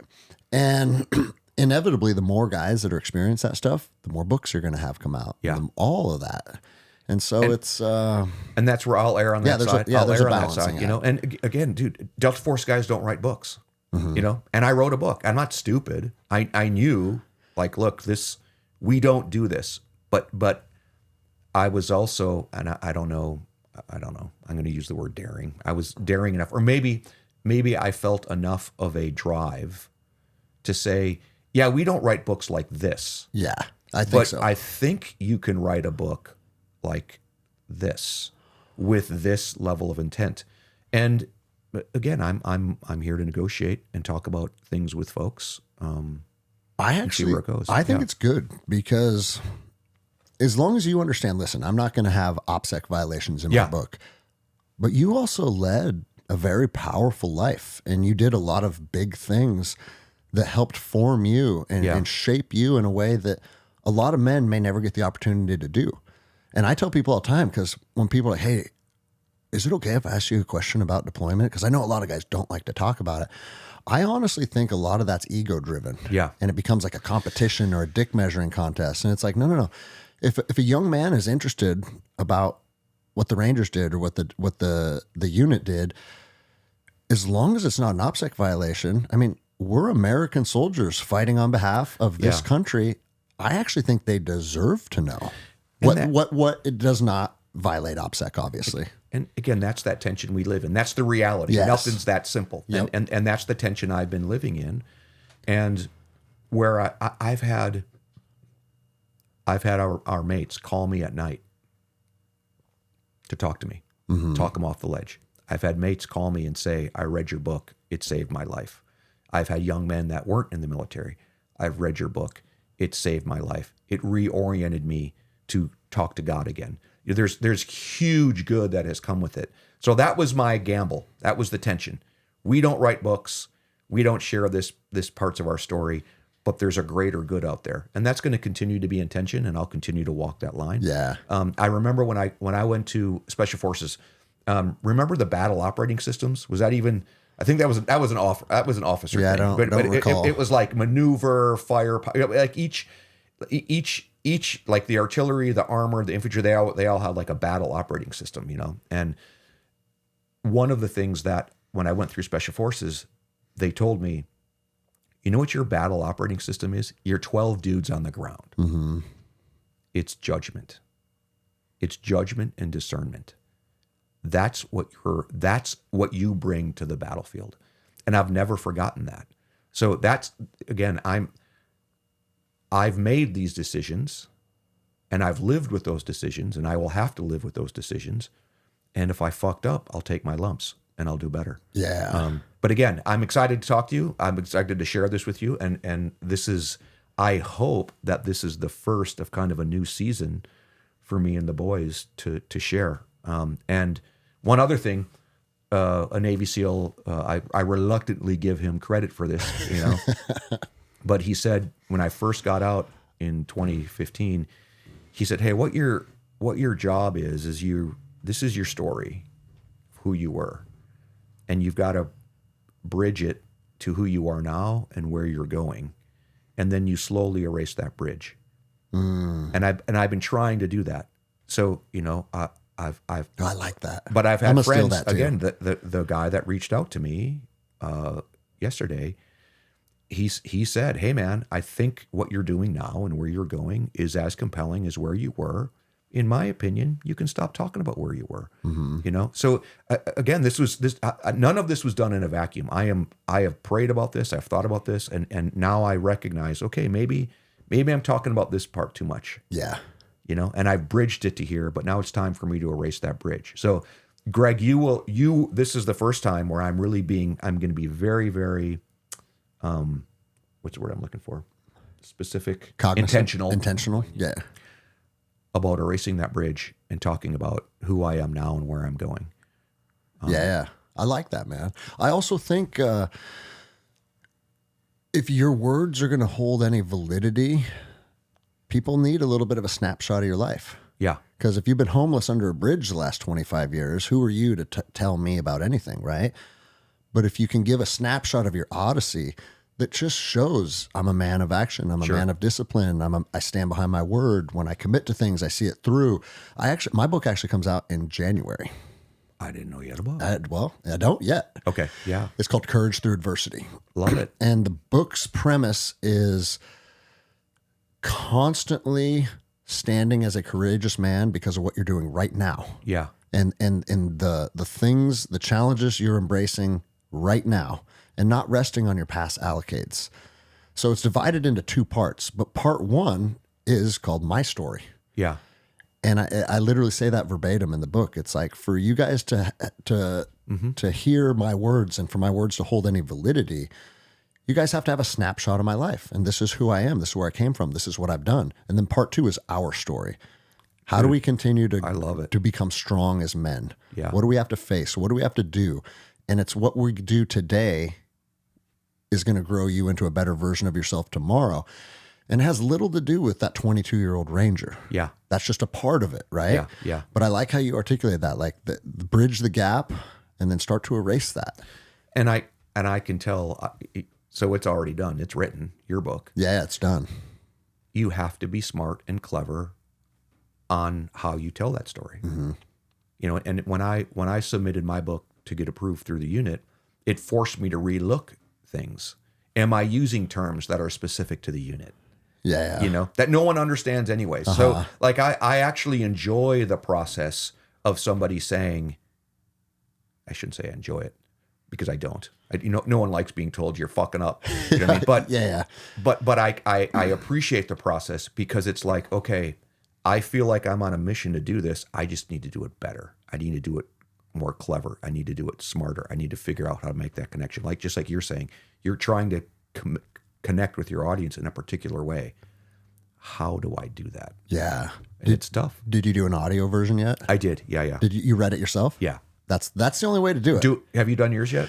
No. Okay. So I ended up self-publishing because going through a publisher, they just steal everything from you. Yeah. And in today's world, I already have a big social media. The podcast does pretty well. I think I'll be able to have my book grow organically. Yeah. And so I hired it's a place called selfpublishing.com. And I've had friends use them in the past that have put out like pretty successful books. So that I hired the team and I paid them to go through the whole process. Yep. The editing's completely done except for what they call the final read through. And they go very slow. And it's like, you need a comma here instead of a semicolon or whatever the case is. And it should be done any day. And then the next thing is the audiobook. So You'll love it. Any tips you have for moving into that, please let me know. Well, so I went through these different processes, these different workshops on how to write. And one of the things they told me was, hey, before you slap the table, sit there and read your book aloud to somebody else. And you'll see when you're reading it, like your sentence is too long, or again, that comma should be here, or whatever. But by the time I got done, because this was a long journey for me, it took a different morphing. By the time I was done, I was like, "There's no way I'm going to sit here and read this to somebody. Like, I'll take my lumps." And they're like, "But be careful when you do the audiobook. You're going to see, oh, I should have done it this way." So that is one way that people tell you to do it. But here's what I'm telling you. Don't bother. And here's why I know why. Because we're not writers. Yeah. We're talkers and briefers. Yep. So when I read the audio, I was actually pleasantly surprised because I had a cadence and I had a tempo like I speak.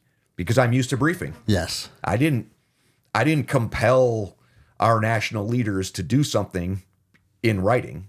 I stood in front of them and compelled them with speaking. Yeah. So I found the experience really fun and reassuring that I was on the right path because my book reads like you and I are talking. Okay. And as does mine. Does again, that's going to be your natural tendency because we come from the same training. How long did you sit? I did two sessions. Oh, you burned through it. I went to the guy, and my book's long. I went to the dude and he was like, "Here's how we do it. We do it 2 hours a day for five days." I'm like, I'm a motherfucking ranger, dude. Give me some Motrin and some water. I'm doing this in 2 days. Some Copenhagen and some caffeine and just going for it. And what he said was, he's like, "You don't understand." He's like, it's not the stamina. Your voice changes. Like, so they're monitoring your voice. Yeah. And you're like, so he's like, if your voice, because they want, your voice on page 1 needs to sound exactly the same on page 300, So they're monitoring all that. He said, as long as your voice stays the same thing, just like you. I'm like, dude, I've been screaming at Rangers all my life. My voice doesn't change. So it can be a marathon session. If you want to go in there and do 2 days. I'm actually going to do it right here. Yeah, I was going to say this would be fun. Yeah, my production team for the podcast is going to do the book. Yeah. What I was thinking, just kind of like throwing the idea around in my head, I was like, maybe a chapter a day. But now it's like, fuck, dude. No, Jeff did it in two. Jeff did it in 2 settings. I'm gonna do it in 1. Ranger challenge. Here you go. 1 road march, 18 miler. Fuck, Or you man. got to do it on the trip to Hawaii. Oh yeah. Oh right, yeah. As you're paddling. Yeah. One thing that I wanted to ask you about that I kind of find fascinating, because when it's time to get out of the regiment and it's like, what's next? Well, in my day, contracting was next too, right? Oh, I can leave regiment and make $30,000 a month. Yeah, I'm going to go join Triple Canopy, which is what I ended up doing, right? I also did get a letter from the unit, which is like, everybody has their I almost did, right? I did not almost join the unit, right? But in 2nd Battalion, they called like 15 of us that were team leaders over to headquarters. And we sat in this room. We didn't know what it was about. And they're like, a guy came in a suit and gave us each a letter as an invitation to attend selection. And I still have that letter. And I don't even know how they chose I mean, probably good PT scores, no discipline actions, like whatever the matrix is. It was how hot your mom was. Yeah, that was. I remember being in that decision. It's like we just looked at pictures of moms and we sent out letters. And you're like, get this guy here, get this guy here. But to tell you the truth, there was always something about the Green Berets that called to me. Yeah. That most Rangers talk shit on Green Berets. Like, oh, fuck those guys, go be old and fat, dude. Fuck that. We're going to the unit, right? What about that? Going and becoming a Green Beret first was something that spoke to you. The small unit, for sure. So I didn't want to be a company commander. Yeah. You know, like I didn't want that relationship.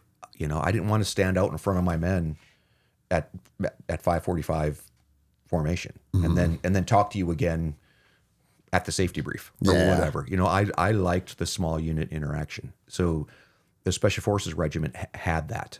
And that's what I was looking for. You know, and what I think is interesting, and Rangers need to know this too, the style of warfare that we have in the unit is as much of a counterinsurgency, you know, foreign internal defense, UW type thing that the Green Berets do, almost equal to the straight up raid, recon, ambush kind of things of Rangers. So to me, it was a great preparation of being a young Ranger and being Special Forces, especially. So it's a blend of both worlds, kind of. Yeah, especially as an officer. Like you're a diplomat, you're an ambassador, you're a salesman. You know, there's all these. There's again, you're wearing a suit. You know, I wore civilian clothes as much as I wore fatigues because you're out there building coalitions. You're out there, you know, working with different people. Yeah, and I loved that. I mean, I love the old number 6, straight down the middle, hit them hard. But I think these other elements of how to fight are even more fascinating and longer lasting for somebody as you're getting older. Yeah, you know? Yeah. I'm looking up in my bookshelf right now because I can't remember the name of the book. You might. But one of my favorite books of all time that I don't remember the title of was about the Green Berets, the initial invasion of Afghanistan, meaning they were there long before Rhino. And remember how they helped Karzai get into power? Yeah. And they started to really overthrow the Taliban with a 12-man team. Yeah. Until that officer called the JDAM on their own position. Fuck, man. You know what I thought you were going to say? I was hoping you were going to say. Oh. Once a Warrior King. Have you read that? No, I have not read that. So, Once a Warrior King, I think the guy's name is Donovan, Vietnam era. It's the same thing. So what was fascinating about this book, he wasn't even an SF guy. It was what we ended up doing in Afghanistan. We ended up creating these, I don't know what you called them, these different teams, these village stability ops teams and all this. And all these different cats and dogs came in that weren't even Special Forces guys. This guy went into a village, and I think he had 3 or 4 people. And he builds an army, a tribal army, and he fights. And that's as much a part of Special Operations Forces than what you see on TV. So Once a Warrior King. Okay, read I'll that check one. that out. And that is kind of it's seminal to me because that's somewhat of how I based my decision making on where I was going to go in the military.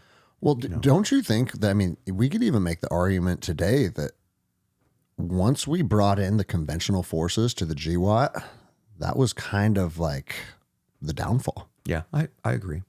Who was our enemy? Yeah. We were fighting IEDs with tanks. We were fighting, seriously.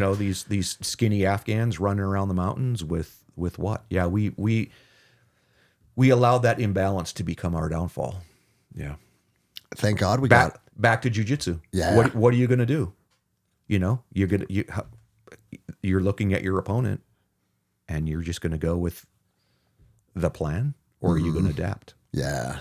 Dude, that's why jiu-jitsu, I tell everybody, I don't care what level of warrior that you are, from police officer to Delta Force operator.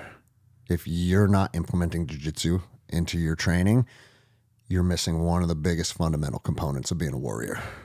I'll take it one step further. It should be a constitutional requirement. We should have an amendment in the Constitution. What are we at? Like 25? Yeah. The 26th Amendment. Every human being, every American citizen needs to take jiu-jitsu, at least at blue belt level. Well, it should be in schools. And that seems like it's a doable thing. And again, dude, of course we're joking, but there's no politics. There's no divisiveness on the mats. Yes. We've been rolling with guys. I don't even know people's names half the time, let alone certainly not their last name, what they do for a living. Yeah. You were talking about the construction worker or the blacksmith. You know that guy because you can't break his grips. Yeah. But other people, you're like, who are they? Uh-huh. And again, because you're shared suffering, I'm putting my well-being in your hands. Oh, well, there's nothing. There isn't even, like Aaron talked about, church. Even church isn't as church as the mats. Yeah, agreed. And I mean, I'll put on my tinfoil hat. I don't know if you don a tinfoil hat yet or not, but it seems the division of this country is very calculated and very, very intentional. Yeah. And it's like, we could go down the whole list of all the gay versus straight, black versus white, rich versus poor. It's like anything that we can gravitate towards to create division. People are always highlighting it, and jiu-jitsu is the opposite of that. No one gives a fuck if you make $30 million a year or you live in a trailer. No one cares. Like, as long as you don't have bad breath and body odor. No, wash your gi, right? And show up ready to be the best version of yourself. Yeah. And you do that consistently, you are a valued member of this team. Yeah. And no one cares about anything else. And that's a special thing that is like, it's almost impossible to find anywhere else in our society. Agreed. You got something? yeah. Here we go. A piece of wisdom. Yeah. Piece of wisdom from the young man. Yeah, even at our gym, like there's cops that train and they're Criminals. Yes, exactly. Right. And they train on the same mats, and it can be awkward sometimes, but there's guys that, I've arrested this guy before, and this guy's been training here for a couple of years now, and like we're buddies now, or at least we tolerate each other, So yeah, it's well, I always tell people the whole time I was a cop, I got along better with the guys in the back of my car than the guys riding shotgun with me. Yeah. And that's like, I don't know. Certainly I don't know what the that one says. level up. Yeah. I don't know what that says about me, but the people that are, especially when I was in Los Angeles, because it was all gang culture. Yeah. So most of our arrests were due to some type of, they had gang connections, right? And it's like, gangbanging kids, they're like young rangers, man. Mm-hmm. They're looking for something. They want to be a part of something. It can get pulled into a lot of violence and a lot of nastiness. And it's like, I always drew that correlation. I was like, fuck, man, they're seeking the same thing that I sought. The only difference is my gang was government sanctioned, yeah, exactly. and your gang's not. So, yeah, but again, jiu-jitsu bridges that gap. It's cool to see, man. Well, fuck, we're at 2 hours. Ugh. I love doing these. I love doing these too. But I hate monopolizing. So we'll need to come back more because, one, I'm a chatterbox. Yeah, I like what I mean? Aaron's very. What's funny? I'm the quiet professional. Exactly the one. He should have been Delta Force. What's funny? And you should have been a jiu-jitsu world champion. It's funny because most of my best friends in my life have been the silent, just kind of accepting me. You know what I mean? And that's the relationship with Aaron. Yeah, it's neat. Anyway. I want to do this again. I felt like I talked a lot. He's exhausted from talking so much. But yeah. No, I'll tell you guys, man. I'm happy to have you both on again as the father-son duo. Yeah. Or if either one of you guys are in town, me and Aaron could talk about jiu-jitsu for 2 hours any day of the week, and I'm sure we could talk about a whole conglomerate of things. So it's like open invitations, because podcasting is like anything else. You feel the vibe. If the vibe is good, let's because audiences feel the vibe too. Yeah. I've only had a couple episodes where it's like, oh, fuck, dude, what? Yeah. I'm gonna put this. The Tyler Williams one was hard to get through. Yeah. Hey, my worst episode to date and the least amount of download. No, I'm kidding. He's an amazing training partner, though. Well, I think part of the problem with podcasts is you leave so much on the table, and you only do it once. Yeah. Like I would love to come back and carry on this conversation, and I'm not a big podcast listener, but I think people would dig that. People like, will hey, dig I like that. Hey, 3, 4, 5 months from now. Yeah. Let's do It's, another one. it's as good as done. Maybe we have Toby join us sometime too. Just Yeah. all the old. I can't wait to tell Toby that you were in Korea with us, because we reference that moment very often with CD. So, all right. Let me ask you this. I always put people's contact info, anything they're comfortable. Are you on? Do you have any social media or any of that kind I'm all over. Really, just LinkedIn is probably the biggest one that I'm looking at. Okay. But again, I recommend people look at skullgames.org. That's Okay. that's our website, and Skull Games on LinkedIn and Facebook to kind of get a more deeper understanding of kind of what we're doing, and get again this idea of that young ranger, that Green Beret, that Delta Force operator. It's all being applied to what I do now in this space. You know, this relationship with my sons, the jiu-jitsu, it all has a sense and purpose for people to look at that. Where have all the heroes gone? Again, they can go to the website there. Make sure I get you. I have a little leadership class. Okay. That kind of talks about some of these stories. Make sure I get that to you with a coupon code. Okay. I built something with Sheepdog Response a few years ago.